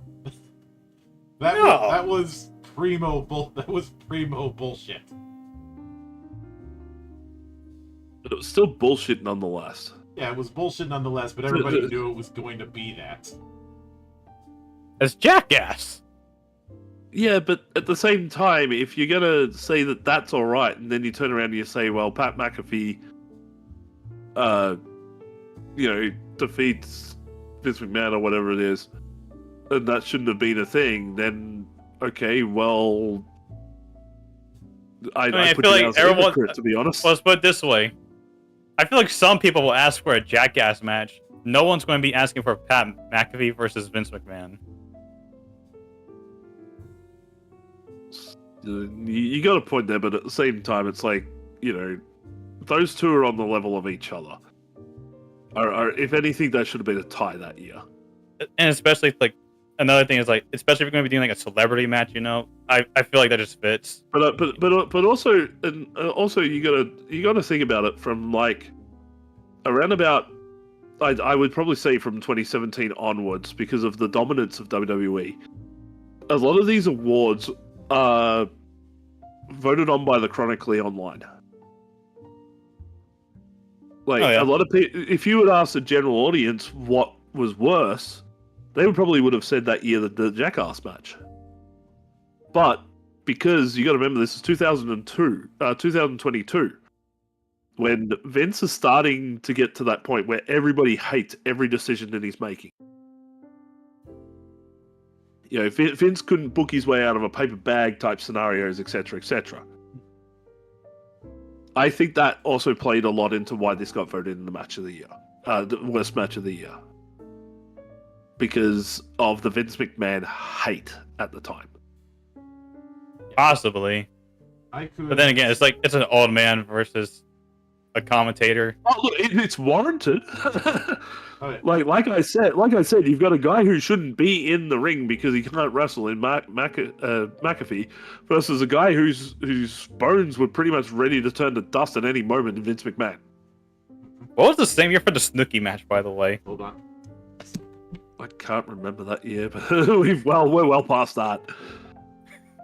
And that was at a WrestleMania or something, wasn't it? Sorry about Yeah. that, folks. It looks like it's starting to storm a bit more. Over on my end. So if you hear some background noise, that's why. Okay.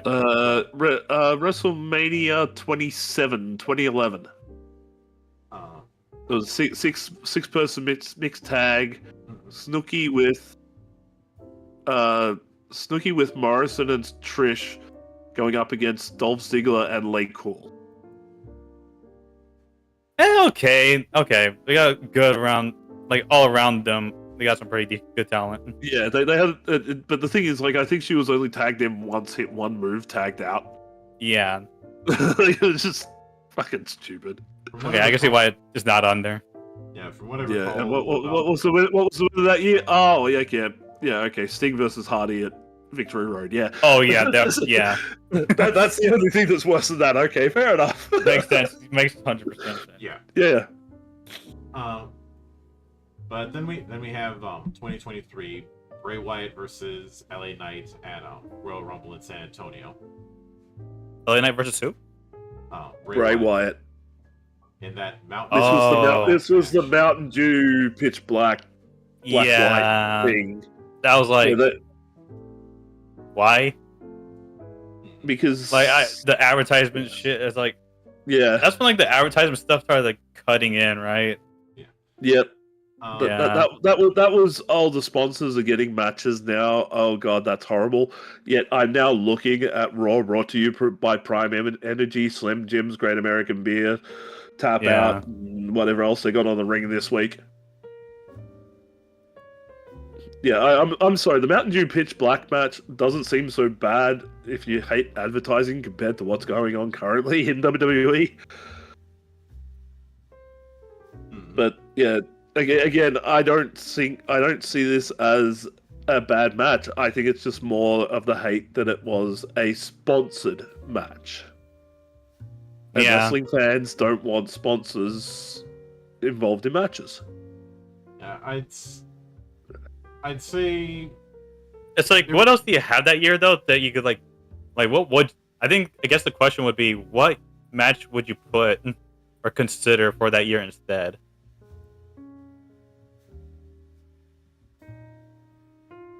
Good question. Because I don't have a match listing for that year, and I wouldn't. But I'm sure there would be something that would be worse.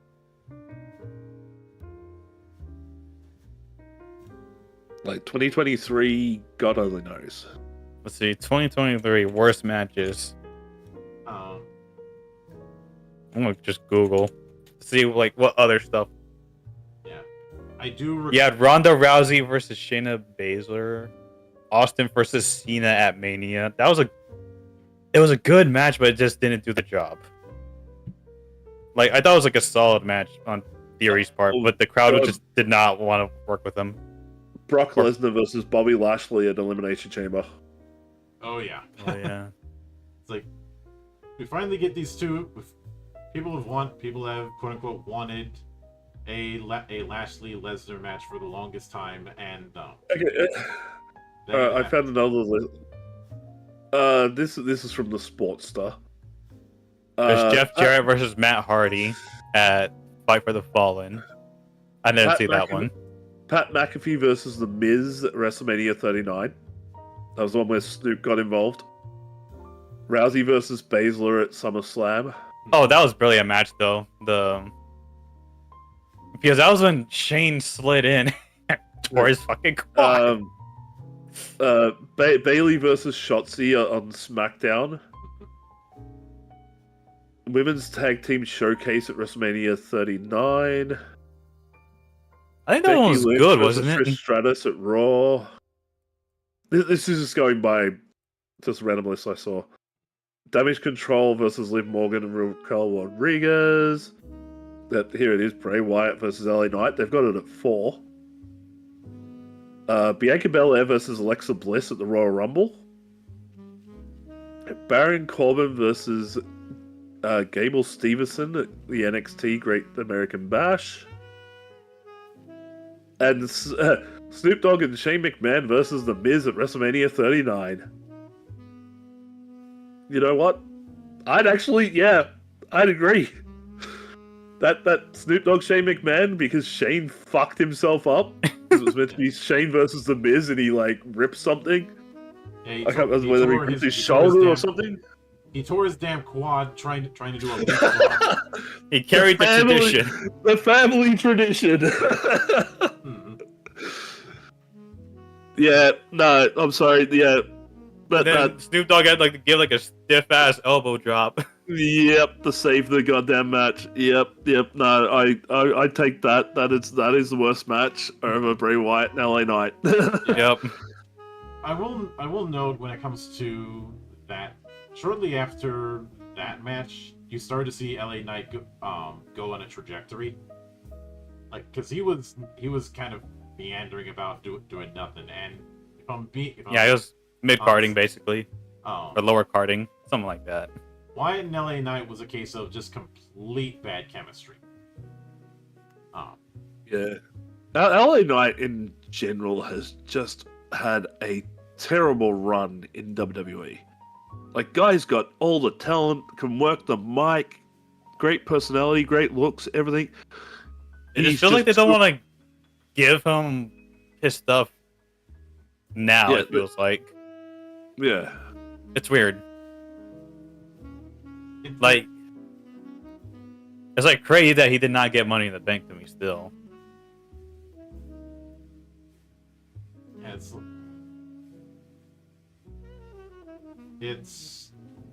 very much a case of what the hell is going on with Yeah. but then we have 2024, which was Jay versus Jimmy at WrestleMania. I will agree. WrestleMania night. For now, unless there's like a good argument against that. Because that match was a snooze fest. I think that, like, that I was understand just, it was like just the overshadowed more than anything. Like, I understand. Okay, let's put it this way. I feel like it was such a bad match, it kind of like overshadows like some of the good matches that were there. That people are going to be remembering that match for a while, like, because they had that chance of redemption, of like getting rid of that reputation of like the super kick shit. And when you watch it, it's like, it was bad as I expected. I think the problem was it just never got into second gear.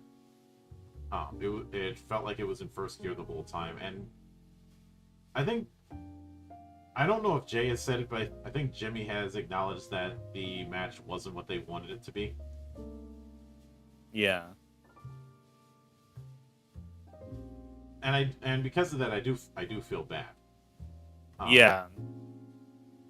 I think that was just like the feud itself wasn't all that great. Like, everyone knew it was like an excuse to get like the Usos to have a match with each other, basically. Yeah. Like the splitting them up and everything because of the bloodline at the time, I think was one of those things of It didn't make complete sense, but we kind of knew why they did it. Yeah. Like they had to do the split off thing at some point, and it just didn't work with the crowd. The crowd didn't want to see the Usos split, so they weren't into this like, match whatsoever. And that the payoff didn't pay off. wanted. Yeah. Yep. It was like a mirror match that no one was really asking for. They're like, all right, they better impress us. And when it happens, like, yeah. Yeah. And as far as so far with 2025, trying to think if there's any match that might be in the running for worst match contenders. I can't point out an exact match, but I will tell you now, it'll have Jey Uso in it. The current trend is to hate on Jey Uso and his title run and everything else. So it'll be so like what along this those website lines. would consider. Yeah. Gotcha. If there was something that deserves to be on there, Goldberg versus Gunther. Yes. That would be my personal top contender. I just skipped out on watching. That match was trash. It was the longest match that I think Goldberg's had in years, and it showed why Goldberg should not have long matches. And everybody's known that for years, that you're not putting Goldberg in a 60-minute match. Yeah, And and especially against somebody like Gunther, who is a technical powerhouse. yeah, and Gunther had no business getting the title back just for this. There was no reason Yeah. that it needed to be for the title. They ended up wasting their damn time, so Goldberg's big retirement speech got cut off. And then right after that, Goldberg's doing what he always does and bitching online about the fact that his retirement match didn't go the way he hoped it would. And Bret Hart's clapping in the background. I remember Saul Munster making a gag where it peels back to the TV truck, and Bret Hart is cutting the thing off in a anti-stinker kind of way. But What else do we have for 2025? I can't really think of anything off the top of my head. I'm sure the WWE enablers will find a way to put an AEW match of some kind on that list. yeah, I'm surprised that exploding by There was not really money.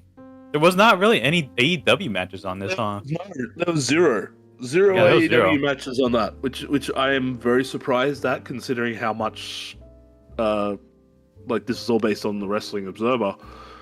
That like they seem to really love to push the WWE fan side of things.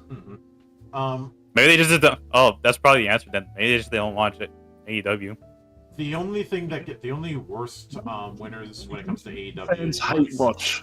was MJF versus the Devil / Adam Cole as worst feud, which got it in 2023 and 2024. Which is understandable, because that feud got fucking railroaded by the fact that Adam Cole can't stay healthy for 10 minutes. Yeah, he got injured, and Yeah. they were trying to like push for something after he got injured, but it just did not work out. Yeah.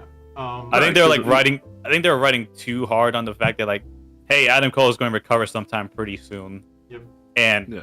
that took fucking. Yeah. That did not happen. Rampage got worst television show in 2024. Who else? Who was that? That's what Wardlow's Momentum got murdered.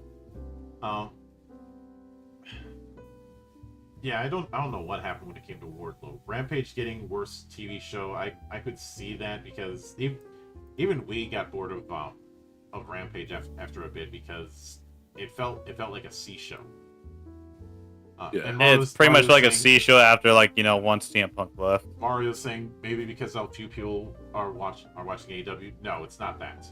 Because even less people were watching NWA Power, and that's gotten worse. That's gotten worse promotion and worst television show. But like when it comes to worst promotional tactic, that's been won by WWE since 2017 for different reasons.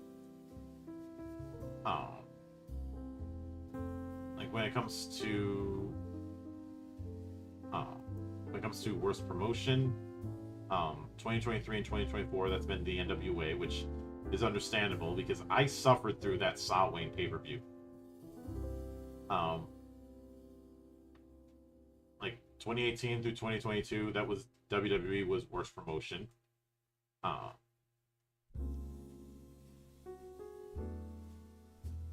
As far as 2007 through 2017, 10 straight years of TNA or Impact Wrestling winning worst company of the year. And yet, I bet you they'll be nowhere near that award this year. Yeah. Because suddenly, because fucking WWE's involved, oh my god, TNA is worth watching now. I've watched. It really isn't. It's not. I tried. Like they have a what's the Plex has a TNA channel. Sure, you get the weekly show 1 week after it's aired, but who gives a shit?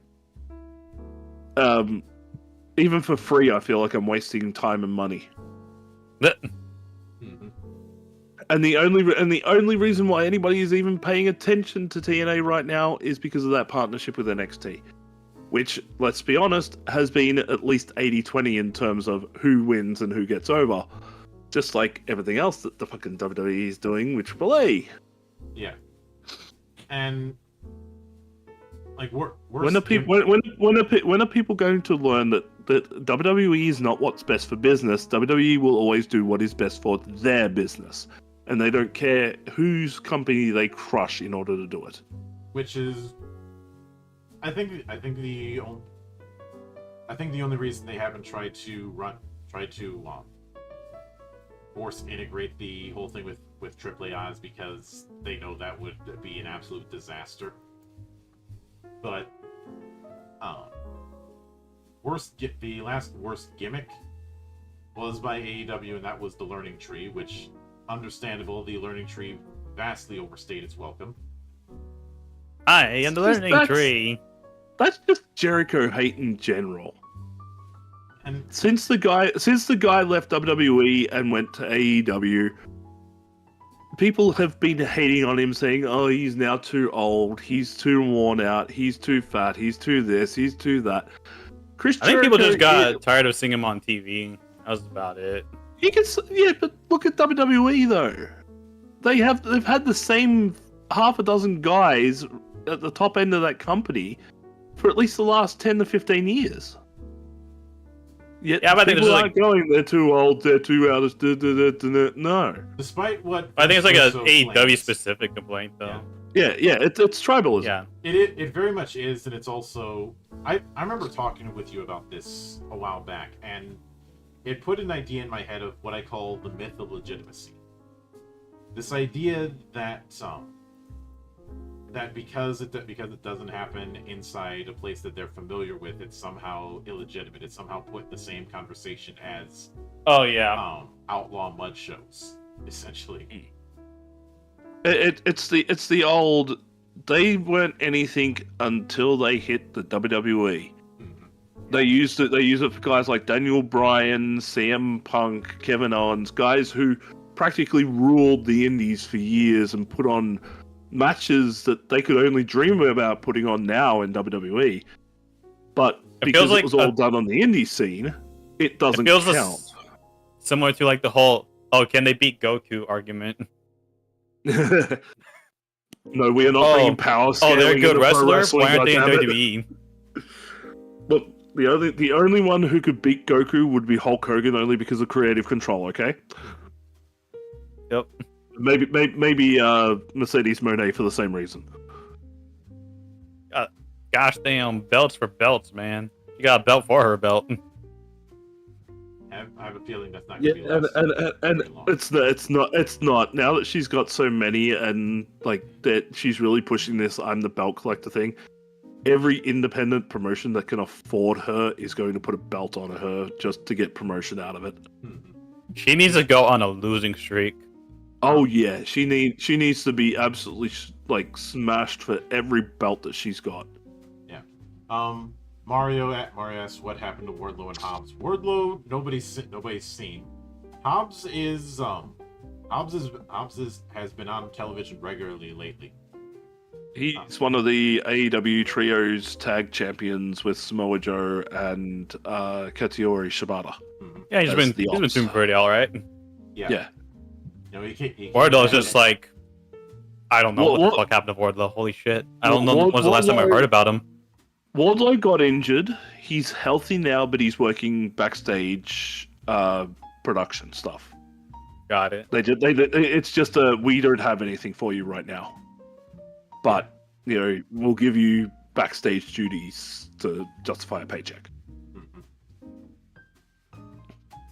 And I guess know at least it's he's not easy to sitting at say- home. It's easy to say the promoter dropped the ball in certain things, but sometimes it's just a case of bad luck or health issues. Like that was part of the reason why Keith Lee wasn't able to be used as much in AEW as they probably wanted. That sucks. What happened with Keith Lee? Because his bouts with COVID ended up doing a lot more damage to him than people thought, and when he kept getting hurt, it's a case of we can't really showcase you if we don't know if we're gonna have you week to week. Yeah. know, it sucks, but I understand why. Yeah, it's a real bummer. I can certainly say they did a better job with him than WWE did with that whole Bearcat thing, which they tried to claim Oh my was about the gosh. Bearcat right. It wasn't. But there's that idea that somebody is that you have, for people who only know one promotion, they look at everything else in the same way that, you know, moviegoers look at Asylum Pictures. Yeah. I unironically think that a lot of people who are that kind of Fed stan, they see AEW in the same way that one might see the worst parts of IWA Mid-South. Well, more so, It's the more apt comparison would be that AEW now is what TNA was in 2007. I can see that. It's a company that's come along with a lot of good talent, puts on a very different product, puts on great matches. Their pay-per-views are spectacular. But they don't have the production budget to do what WWE does. But Yeah. everybody wants them to do what WWE does. And yet, Because if the they do WWE that, fan they doesn't get accused of want an copying. Exactly. Exactly. The WWE fans want everything to be exactly like WWE, but with a different brand label on it. But they can't do that because then they're copying from the beloved WWE. But if they don't do it, then they're not as good as the WWE. And it really, what it ultimately is just them not being willing to say, I don't want to try anything that isn't my emotional support blanket. And, I've been drinking Coke for 20 years. I don't want to try Pepsi, even Yeah. though they're practically the exact same thing. I am loyal to my brand. and That like- is how the world is today. We are loyal to our brands. We are loyal to political idealism. We are beholden to certain locked-in things that we have grown up with. Like, I can say right now, like, with the whole, like, what's going on with ADE and AEW, I can definitely say, like, even though I'm just a casual fan, I'm definitely more interested in, like, what's going on with AEW than I am WWE. But that's just for now. when a while back, Because later it could be like what, a year or two ago, I was feeling the other way around. I was like, I prefer what's going on in WWE than I do AEW. a prediction that I'm gonna have is that especially after WrestleMania this year, the bloom is gonna be falling off the rose when it comes to WWE's ability to book. Because I mean, look at what you've got. You have this farewell story with Cena that really should have ended at WrestleMania. As far as the whole the last real champion and all of that, because if it's not going to end there, where else are you going to end it? Once he says he had 9 months left in him, or 7 months since the Mania. It's a certain amount of dates that he's working.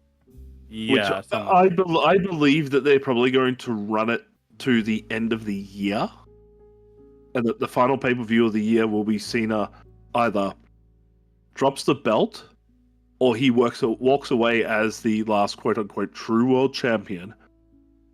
And when you hit the Rumble, that becomes your reset point. You use the Rumble itself as what it was supposed to be, which is to get your contenders for WrestleMania. Yeah.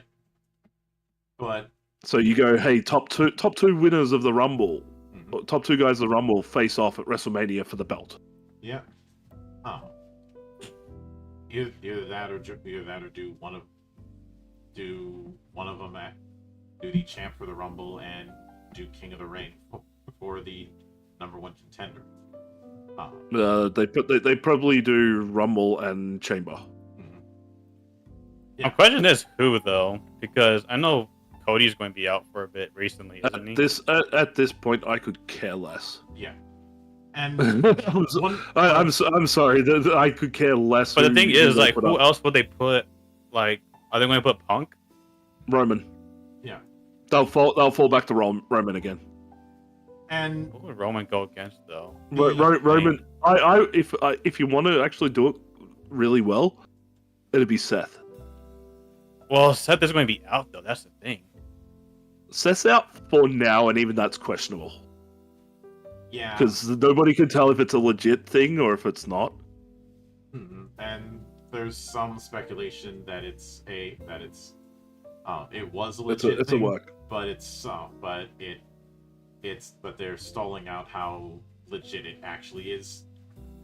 Okay.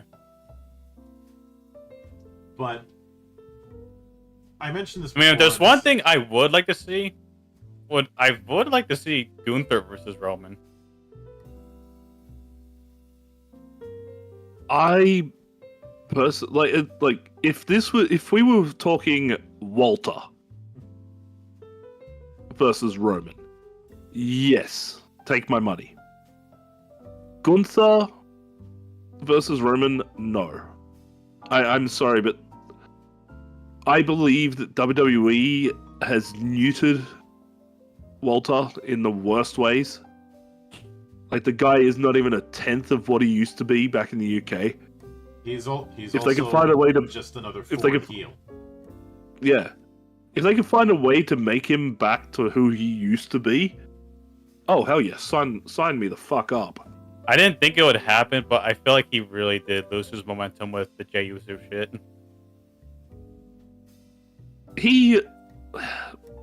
When he was the IC champ and he had the record run and he was just smacking people around like it was nothing. That's what I want to see. That was But like when they peak moved- Gunther. And Yeah, then when he started that was getting the championship, it was like he was basically against like the same dudes over and Yeah. over again. Like Jay Yeah. over and over again. It was Drew all the time. He didn't exactly get to have that run that people were hoping for. That's why I'm like No. hoping like with where he is right now, he does get that run, but I don't know. They need to start elevating guys into the main event. Like, at the moment, you look at your main event scenes these days, it's Roman, it's Seth, it's McIntyre, Punk, Gunther on and off if you have the belt on him, Jay. It's not really a dynamic high main event scene. And I contrast this Honestly?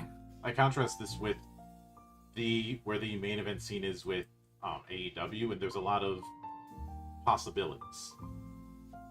Honestly, this may be the year for Sammy. Maybe. I don't know. No. No, Sammy, I hate to say it, he's an eternal mid card. Oh. But they need to start working on finding that next guy. This is here me like hoping, right? This is like me here hoping. I understand 'Cause that, I feel like- but yeah. sometimes you gotta Like be realistic. I hate to say it, but if it wasn't for the fact that his neck's currently fucked and possibly he's on his way out, Kevin Owens should have been the guy that you're building this company around. Mhm. But they're running into that same old problem of over relying on the same set of people and not cycling people out. Because I'd say with a lot of promotions that have a lot of people who can be the main eventer, it's a case of cycling some people out. You get some people who are the active main eventers and some who are the reserve and can switch that about as needed. It's like you that's- almost have to hope someone like these main eventers get injured if you want like the mid carders to go up, which sucks to Yeah. say. But Yeah, whereas like Monk said, AEW has a better way of doing this. They actually rotate their guys through. yeah, like So they have like their mains, their backups and everything. That's why I love watching AEW, because you don't always see the same guys. WWE that just main feels safe, put it that way. and Well, shit, we suffered through 4 years of Roman Reigns, Yeah. and yet I'm turning around and going, hey, look, the next time they need somebody to put the belt on, they're probably going to put it on Roman. Mhm. Because they've I run shouldn't for be the saying longest that. time of having Roman be their top babyface. even though he has far more of a heel persona. But Yeah. He's in that stage of like where he's not fully a good guy, but he's good enough to where people are going to cheer for him. Kind of But- deal. the other, like I look at like they're two of AEW's top guys right now are Will Ospreay and Swerve Strickland, and they're not in the main event scene right now, but you know that they're going to be back in it soon. Yeah. It Same- feels like no one's stuck in like one position And then you've got like in terms of booking. MJF is sitting on that cusp of like, I can work a main event program if you need me to. But otherwise I can stand off to the side and work with the mid card guys. Yeah, he's going to be back in the main event at some point, but there's no rush. Yeah. But, I'm good. I'm good with that because his title run wasn't all that spectacular well, for me personally. it there It may have been because of, like the Adam Cole stuff that was going on. I'm not sure. that there was certainly that plan to do that. It's just because of the injuries and ended up getting stretched to the point of snapping. But something Yeah. I mentioned when I did the episode of Geek Watch a while back is I have a hard time watching WWE shows because of the lighting and camera work without getting a headache. Because I've mentioned this before, but I have a bit of a light sensitivity thing. Okay. And, you know, the very bright lights and the well, they've dialed it back a little bit, but the camera cuts, instead of doing the standard 4-camera setup, Who was that guy's name? Who was that fucking guy's name? Fuck that guy. Kevin Dunn. Oh, fuck Kevin Dunn. Holy shit. Yeah, I'm so glad he's been gone. I know that Mox had a whole thing where he was debating how much he was going to say "fuck Kevin Dunn" in his own book. But having a more stable camera setup works better for my eyes, so I don't have to constantly take breaks every few minutes. Even when Mace, myself, and a few of our friends were watching WrestleMania, there were a few times where I had to step away for a few seconds and then come back, just because of the lighting. Mm. Oh yeah, what was the best match for you? That recent one. Oh yeah, and For me, the best match was easily the triple threat match between Bianca, Io, and Rhea. That shit was so fucking good. yeah, but there's also the fact that I enjoy variety. Yeah. And That's what I was saying earlier. It was like I can't just stay and watch just AEW or just WWE. I gotta like differentiate or not yeah, differentiate. and I certainly diversify. Thanks to Yeah. guys like Club Lucha, I've been watching more and more CMLL stuff, and as well as some old AAA, mainly to see more of Pentagon stuff in Japan, not in Japan, in Mexico, as well as get an understanding of why the Pentagon mask was considered cursed for so long. And it's mainly because Whereas the first guy who had the mask died, and the second one got paralyzed. And I know people say, oh, you need to stop doing all this flippy shit, otherwise you're gonna keep getting injured. The second Pentagon, he got injured on the most basic of moves. He got injured on a simple flip. I need to tell my Emma story again. No. Oh. The only thing I worry about AEW is just the longevity of the superstars or wrestlers in general. People used to say that about guys who worked in WCW, guys who worked in ECW. Yet some of those guys are still around today. Like, You know, look at Rob Van Dam for all the flippy, high flying stuff that he's done. he's still in probably the best shape out of 90% of that crowd of that era, and he's still working today. He's still working, and he hasn't really changed his style over the years. No. Oh, because well, Rob is a freak.